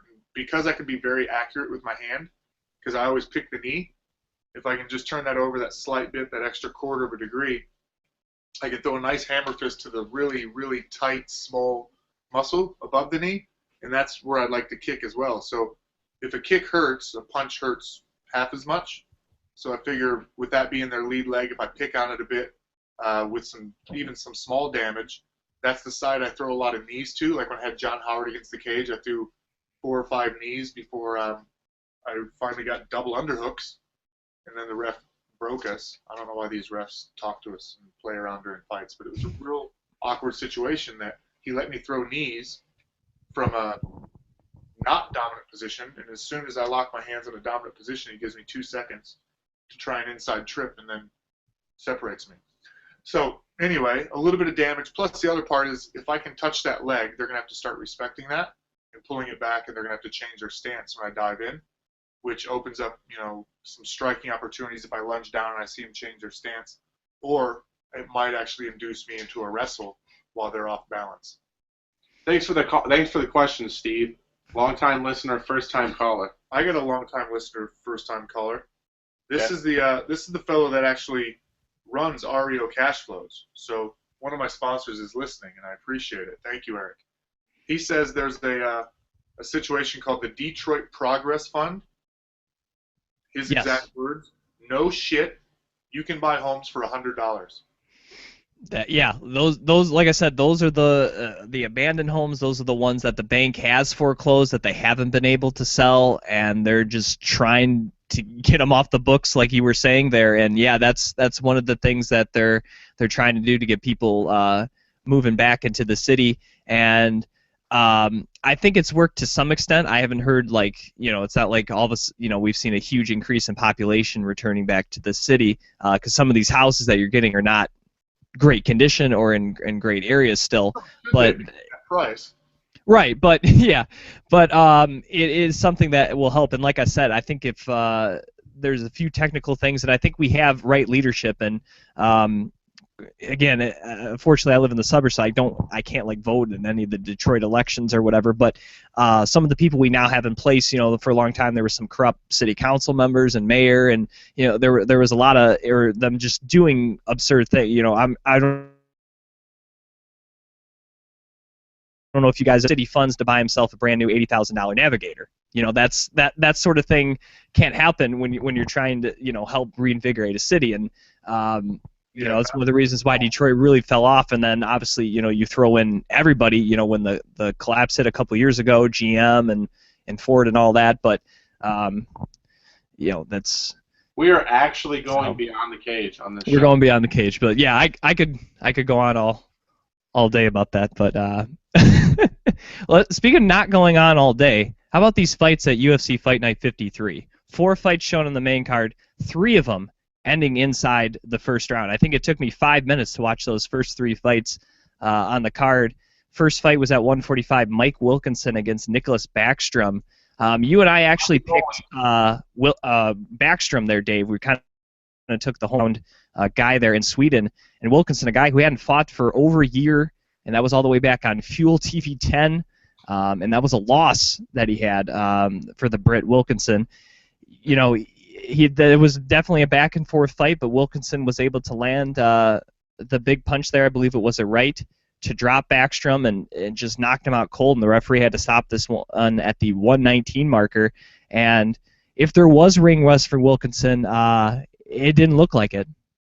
Yeah, no, it didn't look like there was very much ring rust, if at all. The one thing, it's absolutely great that he's able to get back in, get a victory real quick. I'm sure when Brian comes back, I'm sure he would love to win all of his fights in 90 seconds. You know what I mean? The only thing that stinks about that is if there is ring rust, can that go away in 90 seconds? Or are we going to see a little ring rust if his next fight goes a little longer? I'm not saying a 90-second knockout is a bad thing. I'm just saying going forward, when there's a little bit of a layoff, here he comes right now. If you had quite a layoff between Story and Howard. Yeah, I got really bored. So if there's ring rust, is it a good thing to get into the fight, win a fight in a minute with a submission? Yes. Is that a good thing, or would you rather? It's a great thing. There you go. No, that knocks the rust off, doesn't it? I mean, I guess my thought would be if you came No. back. You came back. No. I don't have it. And I'm sick of fighters that do the same thing. I train these guys, and they go win a fight in a minute and a half, and they come back and get mad. I go, I didn't get to show my stand-up I've been working on. I'm like, you idiot. Take another First fight. of all, you're being violent. You just wanted to go hit a dude that wasn't going to hit you back, because that's in their mind what would have happened if they got to show their stand-up. Right. So that's just rude. That's mean. That's not very sporty either. In reality, they would have got tagged in the face to tag the other guy back in the face, and that would have showed off their striking, but they would have came home damaged. So the fact that they went out and got a submission win, I think is a pretty good thing. They came home healthy. They got a win. If it's in a big promotion, maybe they get a cool bonus, like a win bonus or a, on the night bonus. So I have a yeah. bonus. And then the other guys that do the whole, I went out there and knocked a guy out. I didn't get to show off my wrestling. You knucklehead. You're a boxer. You probably wouldn't have been able to show off your wrestling anyway. So I'm really not sure what you're on about. Just be happy, keep working, get better. Right. Not every fight is a whole, I'm going to show my whole tool set kind of situation. I got you. Yeah. You talked about bonus of the nights, Yes. and that got me thinking. UFC offers cash bonuses. There's a local fight that our friends at Bluegrass MMA are going to cover. I believe it's this weekend in Kokomo, Indiana, Coliseum Combat, and I believe all of the winners on the amateur and the pro portion, they win a set of nunchucks. You ever won anything? You ever got a bonus that wasn't cold hard cash? I have fought for some backwoods promotions. He called himself a hillbilly right there. That wasn't me. They called him a hillbilly. Yeah, but no one's ever given me a properly fashioned yellow hammer. You know what I mean? I've never had such an award. No. You want me to call? I can call I- Marks later, see if you could fight, get some nunchucks on Saturday. I have seen such things as like a double-edged battle axe sword, and I've seen like the Demolition Man, Alistair Overeem kind of situation. I Yeah. have seen those given out. It's cool. Yeah. That would be. I mean, that's one of those things. Like, what are you going to do with that? But it would. I mean, it would look cool sitting right there, right? Yeah. I on mean, my- if you child-proofed it, maybe Yeah, that's a good point. My 6-year-old starts swinging it at the screen. you'd certainly have to put a case Got to around. put the rubber sleeve at the end of that thing. Yeah. Yeah. All right. All right. So I guess, like I was saying, my point about the first fight, I guess you can forget all that. Brian said that I can't have that opinion. Well, next fight, once again, the hometown guy, not faring so well as the man from Poland making his UFC debut. It's a soft J, Dave. Jan Blachowicz took on Yair Latifi, and again, back and forth fight. But then, Brian was talking about, he never got really hit, well in the body, and thank God. Well, in this fight, Latifi got hit hard in the body from the big man from Poland with a body kick, and just kind of gave him that little bit of that Santa Fe lean, as I like to say. And he was kind of leaning over, and Right. Blachowicz winning from the kill and got the finish there at 158 to once again leave the hometown fans not happy there in Sweden with the Well- first round victory. And Latifi was kind of on a roll entering that fight, but it's just one of those things where he got caught with a devastating shot, and maybe Blachowicz was a little better than we thought coming in. Yeah. I just had to give up the controller. Bruce Lee is getting murdered by Conor McGregor right now. But I feel like Ryan's going to bring Bruce Lee back. So Latifi, this was his second fight in the UFC. Give me what was the gentleman's last name that he fought? Tell me again. Blachowicz. Blachowicz. It's a good thing that he was able to come in. It goes to show you that Dana's master plan of taking over the world, while this is a fight on Fight Pass, I realize that, but it shows you that the talent level of these guys, is this, like the second or third Polish fighter, if I'm not mistaken? There's not very many, Yeah, there's the Peter Hallman, right? and then, a different organization, but Masin held. Right. So there's not very many, but it does show that the rest of the world is catching up. And it came out early first round stoppage, and you can't Looked good. you can't say much more. The one thing with these Fight Pass cards, none of these guys are going to win these fights and go on to title shots and stuff like that, but solid victory on Fight Pass, and we'll see what's next for him. Then in the next fight, the co-main event of the evening, Max Holloway against Akira Kurosani. Boy, man, those Swedish fans, they got a little they couldn't have been too happy walking away from that night, as once again their hometown guy, this time Akira Kurosani, he gets knocked out in the first round by Max Holloway, who again I think is, since that loss to Conor McGregor, Dave, I think he has looked very good. His striking has, always been what he's been known for, but, he submitted Andre Fili not too long ago. I think he's really starting to develop his all-around game, and, he's really developing that punches and bunches style. This fight got stopped at the 3:11 marker. He had already thrown 62 strikes to Coruscanti's 29. Yeah. You're going at a 2-to-1 clip of your opponent. You're going to start to, damage them, and not to mention his reach that he was able to use, get inside Coruscant, avoid that power. He did take some shots early, but he was able to use his superior striking technique and get another finish victory here. And I know maybe Coruscant's not the best guy he's fought, but Coruscant is a very solid competitor, and like I said, he had to fly into his hometown there all the way in Sweden from Hawaii. I can't imagine that being a very short flight, and Right. Was able to go in there and get a victory. No, Max Holloway is 22 years old, and he's 11-3. His losses are to Conor McGregor, Dennis Bermudez, and Dustin Poirier. He's only 22. It's not like he's not even hit his stride yet, and he's got 7 or 8 UFC fights already. I Yeah, mean, his first he was 4-0 when he got into the UFC. yeah, Yeah, I mean, Bryson Kamaka, as far as I know, the Kamakas are pretty much a fighting family over there. right. So that would have been a decent win against someone that's trained properly. Harris Sarmiento would have had 1,000,000 fights by the time he fought him here. And the rest of the fights were in the UFC. So, I mean, yeah, he's done well for himself. I mean, he's 22, and he's got more experience than Conor McGregor in the cage. You know, I mean, he's got more experience than a lot of guys in the But cage. Conor McGregor's getting paid. Oh, that's true too. But I like Max Holloway. It's hard when he's in the cage. It's when he's on the card. It's hard not to root for that guy. I mean, Jim, he's 22. He's a very well trained mixed martial artist, and look what he's doing at his age. He's 22, and when I was 22, I wasn't fighting people, and I didn't already have 7 UFC victories. So I'm a big fan of Max Holloway. To your point about Akira Kurosani, is it the greatest name that he beat? No, but like Brian said, it's a UFC name. So, And Corsani only had one loss in the UFC, and that was to Poirier, a top 10 guy. Yep. So, you know, Corsani had a pretty good streak there. And like I said, fighting the guy in his hometown, once again, man, those fans in Sweden, very disappointed. Very disappointing night for them.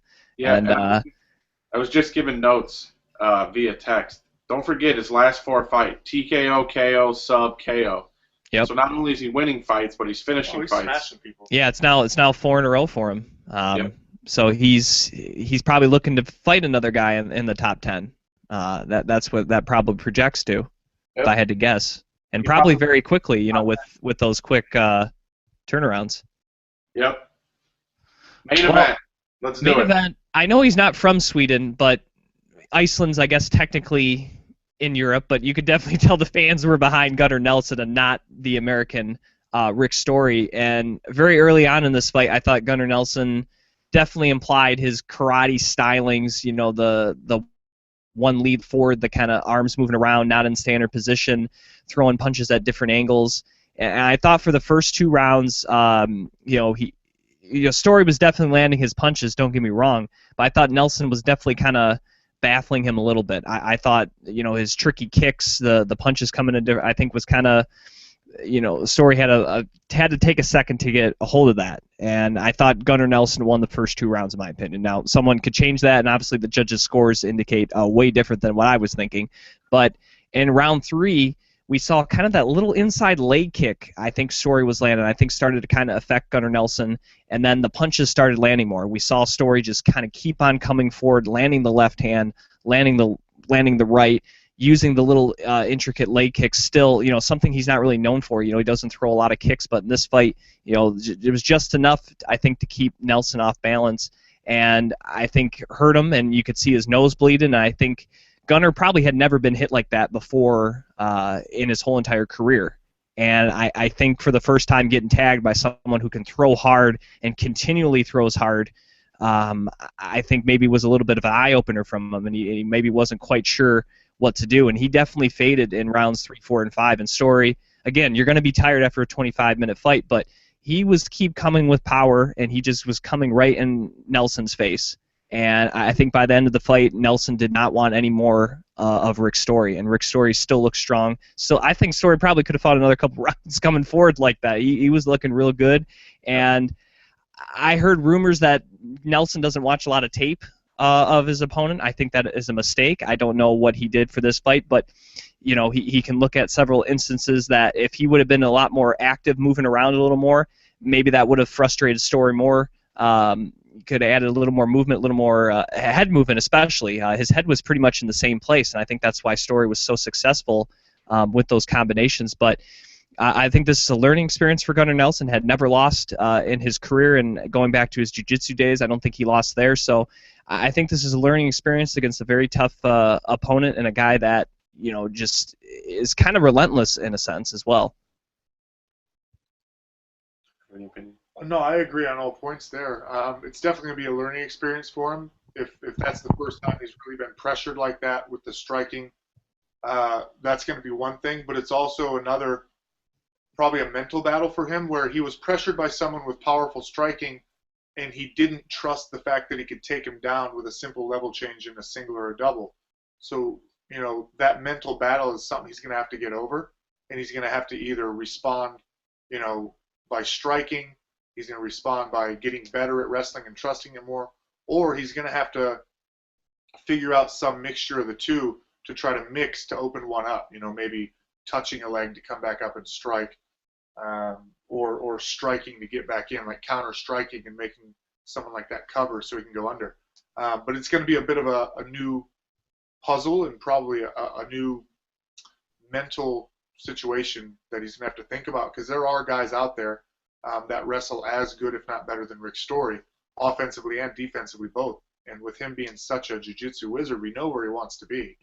And maybe he even learned more in this fight that he needs to be there, because his karate striking might not win a decision against just a stout, strong, the Johnny Hendricks is going to fight like Rick Story. Right. He's probably not going to just go double-leg Gunnar Nelson.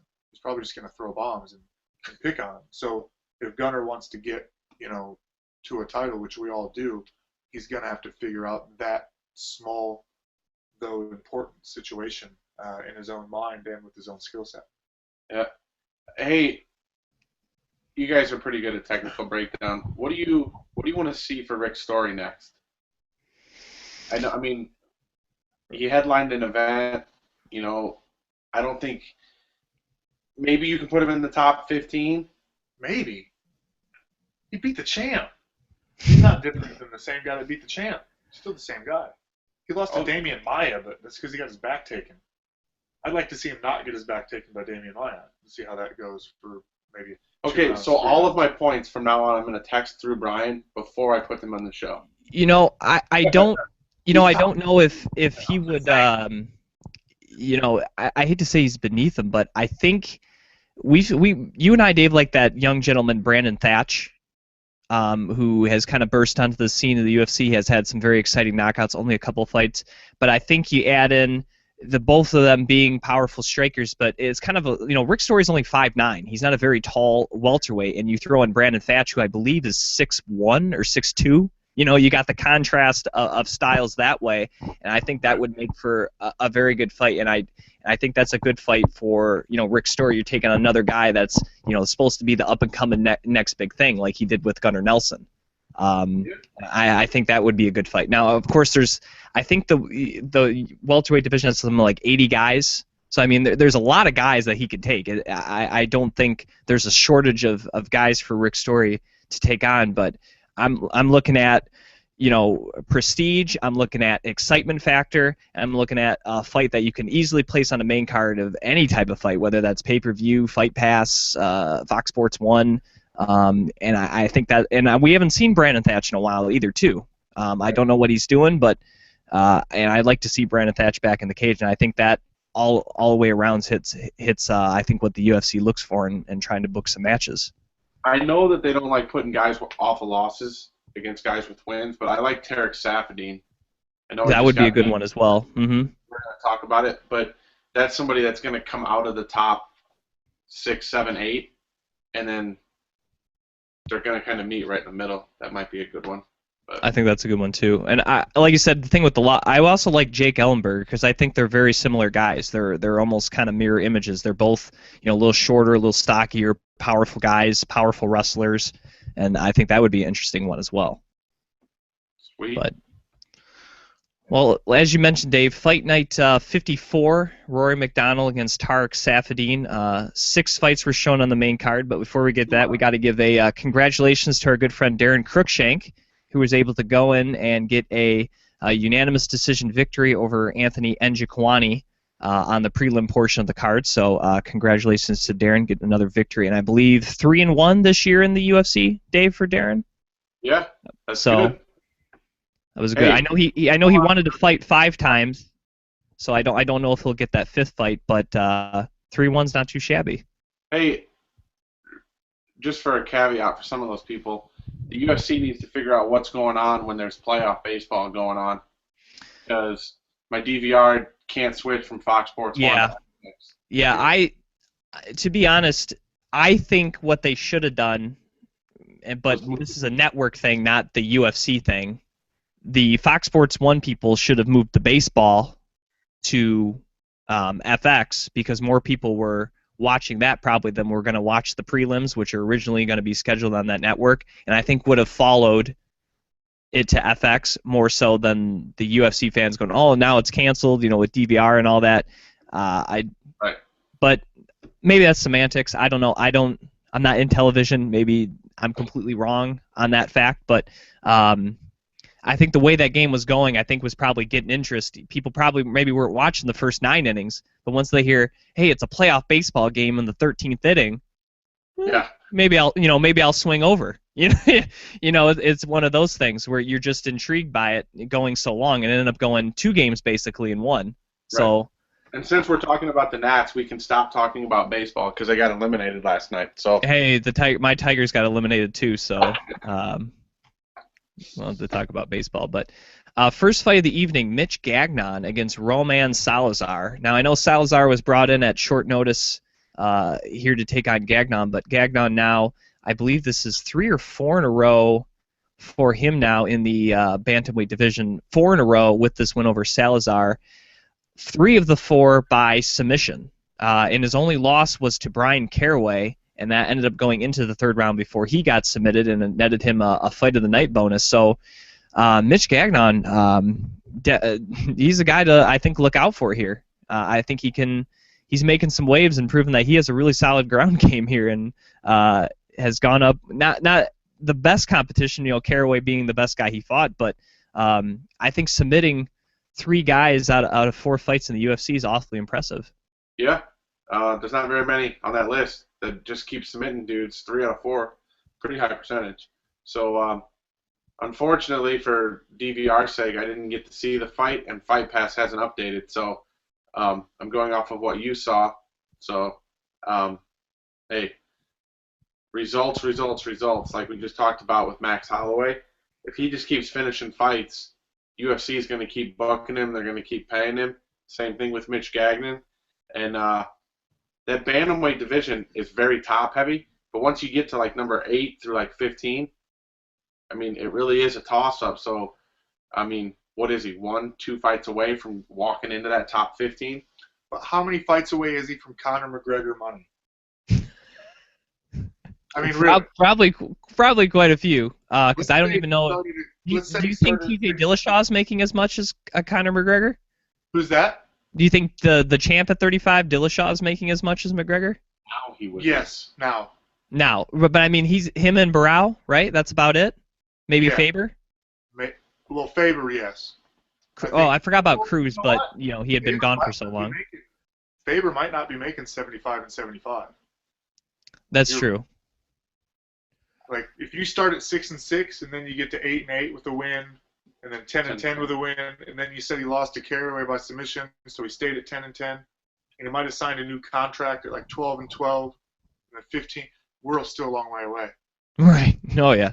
He's gonna have to have like a major Twitter following breakthrough situation. If he's gonna, Faber's making 60 and 60. So yeah, and that's how is Conor one of the most recognizable names in the sport. Wow. So. Yeah. I was from somewhere like Monstrovia, where like the whole like country would tune in for a pay-per-view when I fought. Then we could call you the Monstrovia Monster. I'm telling you, Transylvania. Maybe I know you're talking about buying a house. Maybe you should buy a house like in Luxembourg, because there's not a lot, the little city-state there in Europe, and then you could be the only UFC fighter live in Luxembourg. But I'm old now. I would have to take 2 or 3 years to ingratiate myself to the local populace. That's true. Before they would actually accept me as one of their own. Even in Australia, it's taken me quite a while, and that's still a very small cult following, I think. How does that make you feel? I'm showing. I got the reported payouts from 175. Which one makes me feel how? Faber 60 and 60. Honda Housley's at 60 and 60. Yeah, but she's the champ. Yeah, but that's not Conor money, and she's But she's getting pay-per-view money. That's true. That's not including pay-per-view bonuses. Yeah. Can you imagine what Ronda Rousey's sponsorships are? Yeah, she's going all right. I'm not feeling bad for her. You know what I mean? Like You know what she made more than 120,000 off that fight. Yeah. You know what's going to happen when Kat knees her in the face? Kat's not going to make as much money as her, though. That's Unfortunately. That's fine. See all this stuff up here? That makes that that makes it way more expensive. I was going to use a really big word, but I don't know how to do that. All right. Well, hey Dave, how about we use this word? Transition to the next fight at 170, as Nordib Talib took on Jialang Li. I think I said both those correctly. Maybe I gotta use an accent for them, but I actually thought this was a very exciting fight. I think probably the best fight on the main card anyway, in my opinion. I thought this was very solid back and forth. Lee and Talib, let's see, we had Talib was definitely the more active striker in terms of, or more accurate striker, I should say, as he landed 92 of 141. And Lee, you could tell, definitely has some power, but was throwing a little bit reckless there for most of the fights. He only landed 57 of 165, and Talib's been around a little longer. Has fought better competition in Canada and America. Lee coming over from China. Obviously the MMA scene's not as big there as it is over in Canada, and I think he definitely has some skills. I don't think he was completely outmatched by a man like Talib, but like I said, those finer points, kind of the throw-in with reckless abandon and Talib kind of coming right down the middle, I think was really the big difference in this fight. I think if Lee can kind of tighten things up a little bit, I think he maybe could do some things in the division, but Talib's a very technical fighter, and I think he showcased those technical skills in Halifax. Jim, Nordine, isn't he the guy that was on Smashes, and then he was on 19? He was on Nations and tried out for 19, but lost his fight to get on that cast for 19, which then would have become the first person to be through two seasons of the Ultimate Fighter, like being selected, not someone that got hurt and then came on. Somebody like a Miles Jury who did that. Yeah, well, no, because and then he got it aired where he got beat on Tough 19, and then like he filled in for somebody. And then he fought on and then it was funny because that was when that episode premiered. The Tough Nations finale was either right before or right after that, and he had just won. Yeah. So I mean, that's one of those guys where he doesn't have a whole lot of UFC experience, but he does because he went through Tough. He tried out for Tough again. He's been in the octagon before. It was nothing new for him. And then that fight was in home country, so it wasn't like he was traveling all over the place. The other guy, like you said, coming from China. All of those make it for not an easy night, but it makes for a probably less cortisol flowing through his veins. I don't know what cortisol is, but I'm going to agree with him. It's a stress hormone. So he's probably more relaxed. I bet I was I probably needed that at your... You probably had a lot of cortisol. You needed like I needed like a release valve. An elbow in your neck. I'm glad you didn't do that. No, like one of these. Oh, yeah. That felt good, actually. Yeah. Anyway. Well, learn Thailand. Unlike that Sweden card, the Canadian guys there were able to rack up a lot of victories. Talib got the victory, and then the next fight, the guy who won the Ultimate Fighter that was part of Talib's season there, Elias Theodorou, he took on Bruno Santos. You hate who? Theodorou? Yeah, he's such a pretty boy. I mean, his hair. Have you seen some of the media that he does? Yeah. Oh, he fancies himself just a pretty kid, just fabulous. I just want to rustle his hair up one of these days. We got that vibe when you and I interviewed Sheldon Westcott there, Dave. What's that? Remember when we interviewed Sheldon Westcott, who lost to Theodorou? He's like, man, he goes, I can't believe I lost to that guy. Like, he was definitely not happy. I had the pleasure of coaching young Elias over at Tiger Muay Thai. The first time Patrick Cote came over, it was just after the show was going on air. So I trained with him and Richie Walsh, who was Australian kid before his fight. And, it was actually a pretty fun time. They had a decent crew, and the fact that they let an Aussie kind of bolt on to the side of that Canadian crew was, I guess, a bit of a commendation that they're nice people. Right. Speaking of Richard Walsh, did you see his last fight against Kunimoto on the Fight Pass? Haven't. Okay. All right. Well, if you get a chance, go back. He got robbed. So just to let you know, if you watch it, the judges in Japan there did not do him a great service. I did read that. I read so Okay. much. Like I said, I'm an MMA.tv and SureDog.com kind of guy. Right. I do read all this stuff, but sometimes it doesn't always click. Yeah. Well, Theodore, against Santos, I thought Santos would be a little tougher for Elias, to be honest. We were breaking this fight down, Dave, but I thought Santos kind of let Theodoro come in and wrestle him. He wasn't using as much footwork, and we didn't see Santos try to go after Theodoro, something we had seen when he fought Chris Camuzzi. I mean, he was kind of relentless against Camuzzi, and then this fight, it is a game where if you can impose your will, you can get victories. And it didn't seem like Santos, for whatever reason, was trying to impose his will. And Theodoro was able to get off, able to go in there, and not very successful with the takedowns. It's not like he was on top for 10, 15 minutes or anything like that. But pushing the pace, controlling it, and landing some punches along the way, and that works to get a unanimous decision victory. Does the fact that Elias looks like a Spartan, would that maybe cause a bit of a standoffish nature in an opponent? Yeah. It could. I don't know. I'd think twice about the approach if I saw battle formation of a Spartan. Maybe you should do that the next time you're in the octagon. But I mean, just looking at the stats though, even just look at takedown attempts. Yeah, 6 takedown attempts for Santos. He was able to land 4, and then 7 attempts for Theodoro, 3 takedowns. But then you look at the striking. When it came to the striking, this is what I mean. Like when he wasn't able always to get the takedown, but he was able to land damage. This is not even landed strikes, fellas. This is just thrown 178 to 54 in favor of Theodoro. I don't know too many times where you're going to throw 54 strikes in a 15-minute fight and get a victory. I don't think that happens too often. Jim, do you think this is Theodoro's second? He won the Ultimate Fighter, and then this is his first fight post that. Yeah. He won via decision, didn't he? This fight?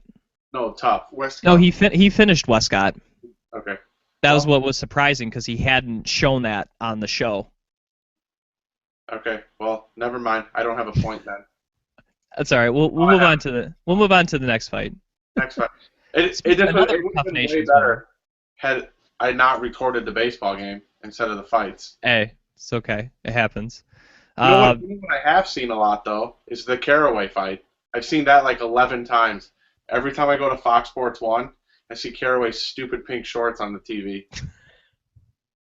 All right, well, we got to talk about Chad Laprise real quick, the other winner of Tough Nations, as he took on Dennis Cedeno. Probably said that wrong. I think Laprise at 155, I think looks a lot better than 170. He looked in a lot better shape. Not to say he was in horrible shape at 170, but you could just tell that, trying to keep the weight on track and all that sort of thing. I thought he looked a lot better at 155, and a guy that has very good, precise striking, training with the guys at TriStar there in Montreal, and I think he showcased that and showcased his accuracy, because if you look at strikes thrown, 106 to 107 in favor of Cedeno. So they were throwing similar styles and similar output, but 55 to 26 in favor of landed for Laprise, and Laprise was able to mix in some takedowns, something he's not really known for. 4-7 on the takedowns. I think that probably caught Cedeno by surprise a little bit, and he gets the unanimous decision victory over the man dubbed the Pink Panther. What has happened to Brian? I'm a lover. That's a new one. I haven't seen that with the stars. They Those just are added hearts. that one? Those are hearts. Or heart stars, whatever.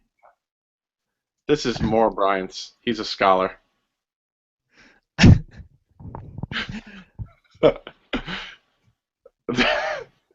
I wish we could totally screen grab these. I think you can. There's a effects option that you can capture the screen. If you go on the left sidebar there, Dave, there's one that says capture. I look like Conor McGregor. I'm Conor McGregor. That's true. Yeah. I'm gonna have to default to you, Jim, on this last fight. I only got to see the 2, so Oh, no, Well, do you like Laprise at 155 though? He probably had to run a lot more to get there, and I'm a fan of athletes running and doing the right thing. Clearly, I'm a fan of running.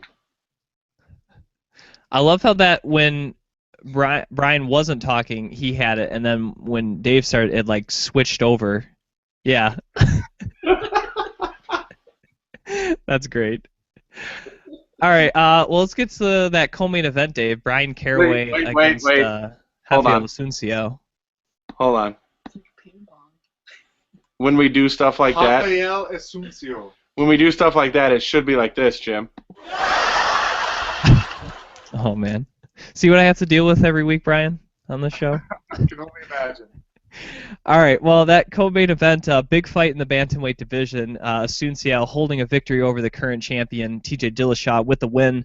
Probably gets himself a title shot, or should get himself a title shot. And Caraway coming into this, to a lot of people's maybe surprise, 4-0 in the UFC with a host of submission victories.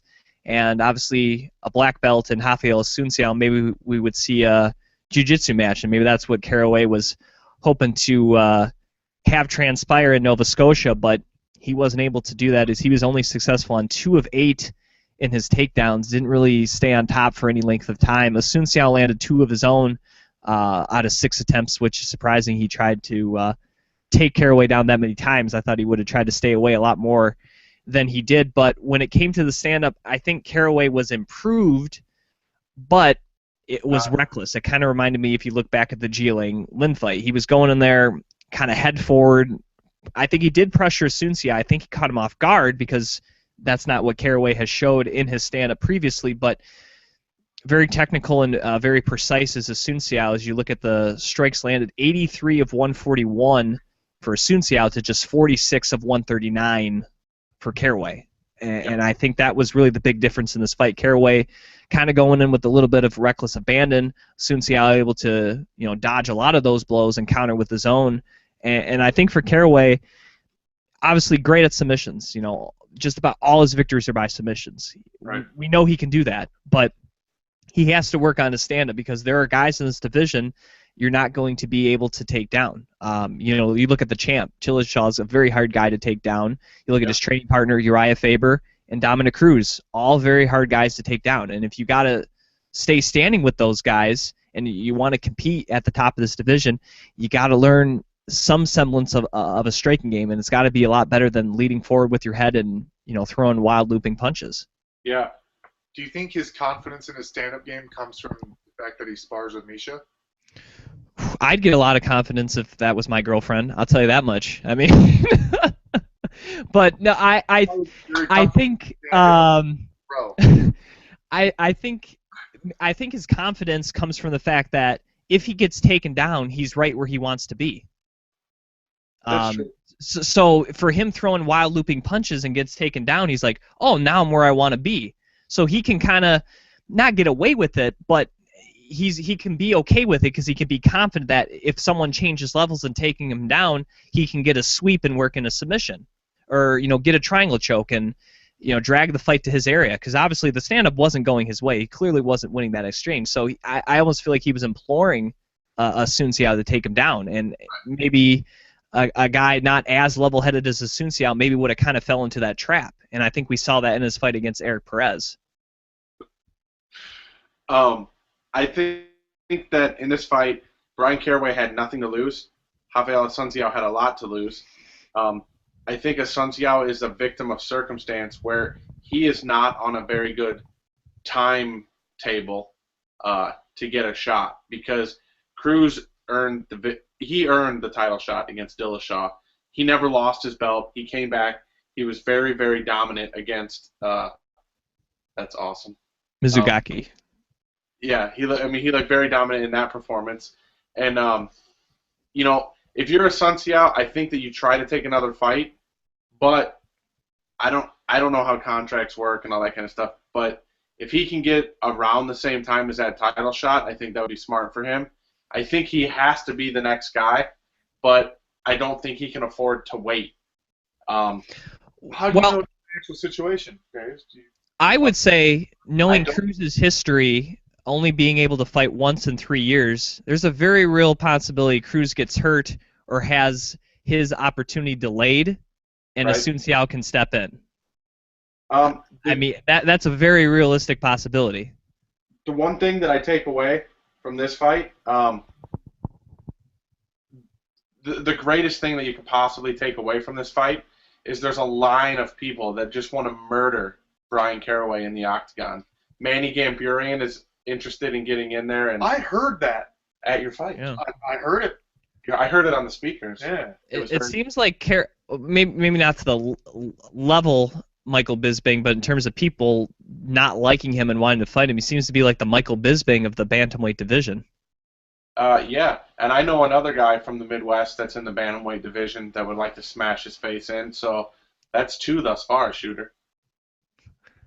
All right, let's get to that main event: Tarek Saffiedine against Rory McDonald. That And hurt, and I didn't see much of it. I thought this was a very close fight for the 3 rounds that it lasted. I thought both guys implemented their game very well. You know, we saw the very technical in-and-out boxing of Rory McDonald, and then we also saw the great leg kicks of Tarek Saffiedine on display. And it's not a fluke or anything, but Rory was able to land one of those big, long right hands to the head of Saffiedine, was able to drop him there in the 3rd round and get the finish. And I think really for Saffiedine, maybe adding a little more head movement, maybe a little more on the balls of the feet. Maybe that's nitpicking a little bit because he has done a lot very good in his career, but that was maybe the only thing technically I saw that might have helped him a little better against McDonald. But other than that, I thought he was right in line there. He just simply got hit with that powerful punch. And I think for Rory, this was big because, you know, he had kind of been labeled somewhat of a boring fighter. I think they're a little bit there. He kind of hadn't shown a lot of killer instinct in some of his fights. And I think this time, I don't know if he was putting more power behind it. He just caught Saffiedine in the right place. I mean, I don't know what equated the finish to, but he got the finish, and that's what's all that mattered. I think a lot of people were looking him to get a finish against a top 10 opponent. He was able to do that, and I think he gets his wish. He either gets Hendricks or he gets Lawler again, and I think he gets a shot at the welterweight title for his next fight. Yeah, Rory McDonald's stare before the fight freaked me out. Like, he just stood there like this. Did you see him? He was standing in like Bruce Buffer was screaming and he was just like this. It freaked me out. So I had to turn. I was watching with the lights off. I had to turn the lights on. I got nervous. Am I the only one who thinks that Robbie Lawler or Johnny Hendricks would be the clear favorite against Rory McDonald? I'm not arguing that he deserves a title shot. I just don't think. I don't think that he has a chance against either one of those 2. He fought Robbie tough. I mean, we've already seen that. I think he can do that again, and in the same way he caught Saffiedine, that can happen. That does happen. I think if he fought Lawler again, I still think Lawler beats him. I think his power in wrestling and how many punches he can throw, I think maybe counteracts what Rory likes to do. But I think against Hendricks, it's a little different. Because if it's especially in a 5-round fight, because we know Hendricks cuts a lot of weight to make this division, and I don't care. I don't know if he's thrown out as an excuse or what, but he has said to make 5 rounds, he's pacing himself, and we know Rory McDonald. I don't think has that question mark. I think even though he is a big welterweight in his own right, we haven't really heard conditioning being an issue with Rory McDonald, and I think in a 5-round fight, moving in and out, I think he would kind of confuse Hendricks maybe a little more than he would Robbie Lawler. Now, that's not to, obviously, he could beat Robbie Lawler, Mr. McDonald, but I think he would be better suited in beating Hendricks than he would Lawler. That's a very good point about the cutting the weight and the pacing. I forgot that Hendricks had said that before. Is that why he only throws 75% sometimes? That's what he says. I don't know, but how about when read the news? How about at 167 when he said, "Look at my face and look at his face," and then when he won his last fight, and then when you look at their face, Hendricks was all beat up. Yeah, But then it didn't matter. And at 167 it mattered, but at the next one, Maybe he landed a leg kick or something. That, Yeah. For the difference in facial damage. So. All right. Well, let's see. Any last things you wanted to say, Brian or Dave, here before we end our awesome live show here? I'm pretty sure I paid all my bills. Yeah. If you want a T-shirt or something, I guess you can get a hold of Dave. But everyone already knows that. Yeah. So, when are you looking to get back? I know it's only been 2 weeks, but are you already? Is Joe Silva calling you, or you called him, or early next year? Or? My next appointment for the day is to go get my post-fight medical exam and just see if there's anything that's long-lasting or if it's just a bit of soreness through the body. So I'm going to go get that checked out. I have Christmas over in Australia this year, so for the next couple weeks I'm in the U.S. I go back to Australia for Christmas. I will be able to train, but it's not going to be fight camp quality. So I'm not really going to be able to train hard until like January. So I'm going to try to stay fit. If I can do a bit of a preseason from January 1st onward, maybe I'll have a couple weeks head start. So that could see me March, April. But more than likely, it's going to be May, June if I get back in there. Is there any? Would you like to continue fighting at 170? I know we've had you on before. You've kind of thought about going to 55, or you just stick at welterweight? The times I've thought about going to 55, I was, in the midst of a proper injury and not being able to train in my off season and being told to rest and recover after cortisone shots and things like that. Just saw me put on weight. So I've told people if I do that again, it's going to have to be a proper commitment, vegetarian diet, running and doing a lot of cardio through my day, maybe even less martial arts just to lose the weight. So we'll see what happens. My next fight, my goal would be to make 170 a lot easier than I have my last couple fights.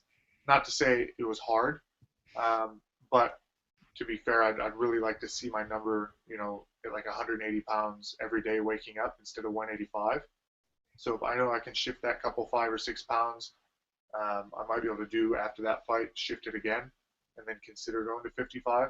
When I did sit at 155 for years because my body weight was sitting at 172 pounds every morning I woke up. So it was just the right thing to do, really, if I wanted to make that kind of leap and try to get into the big show. I said, well, if I can beat a couple people at 55 and call Joe Silva, this is a 185-pound kid that Joe Silva had on the radar now fighting at 155, beating up the best guys in this country. So that was why I did it and where I was. So I don't know if I'll get back there again. 170 might be where I finish my career, but if the body does shift and, God willing, I can stay healthy and turn that health into a lifestyle thing where I'm, on the hemp force protein more than I am the hamburgers. And I'm able to go jog and hang out every day without my body feeling like it wants to fall apart. Then, yeah, you guys might see me at 155 and chasing Conor McGregor. Conor McGregor. Now, would there be anybody you'd like to face, or do you not really worry about that? You just get a proposal and you go, that sounds good. I would ask for Conor McGregor. You would ask for Conor McGregor? Probably tell me no, but I'm going to ask. I feel like Conor wouldn't say no. No, he wouldn't. Because I would egg him into the fight. I would say something crazy about, like, some Lucky Charms cereal box, or I would say something inflammatory, and he would. Okay. Yeah. All right. Anything else, Dave? No. Just looking around. I got nothing. All right. Well. How's your Topps cards collection? Still working on it? My Topps card collection is strong. It's good. You got some of the new set in? No, I don't. I picked up some of the old ones at 178, though. I got a few of my own cards. I signed about 50 cards, and I got about 5 given to me. So. Well, if you need any from the new set, this is just half of my stack from the new set. So just let me know. I'm showing him some champions. Yeah. And Dave has a package on the way from me with like 70 of those cards from the new set. So if you need any, Brian, just let me know. Awesome. I'd be happy to trade. They're the only thing that stinks about these is when you look at some of the names, you're like this guy has like one fight and he's got a card. Of course. But like, where's yours? I don't know. Like there isn't one. Oh, I only fought once last year. Maybe that's why. Yeah, well, there's Good guys in there anyway. Well, Hey. he is Brian Ebersole on Twitter at Twaz Ebersole. Follow him there. Dave is on Twitter at Vigilante Juice. I'm on Twitter at Jim Gramm. And of course, thank you for listening to Beyond the Cage. We got to thank AJ Hiller at MMASignaturesUSA.com. The guy is awesome. I've gotten so much memorabilia from him. It's 100% legit. If something goes wrong, contact him and he'll work something out and hook you up. So he's great dude. Definitely check out what he has, and he's always getting new stuff in. So check out him at MMASignaturesUSA.com. And of course, our friends at TopRatedMMA.com. Portion of their proceeds when you buy their gear goes to the Hire Heroes Foundation to help former people of the armed services get jobs here in America. So check out their gear at TopRatedMMA.com. All right. They got the clown faces over there on the other screen there.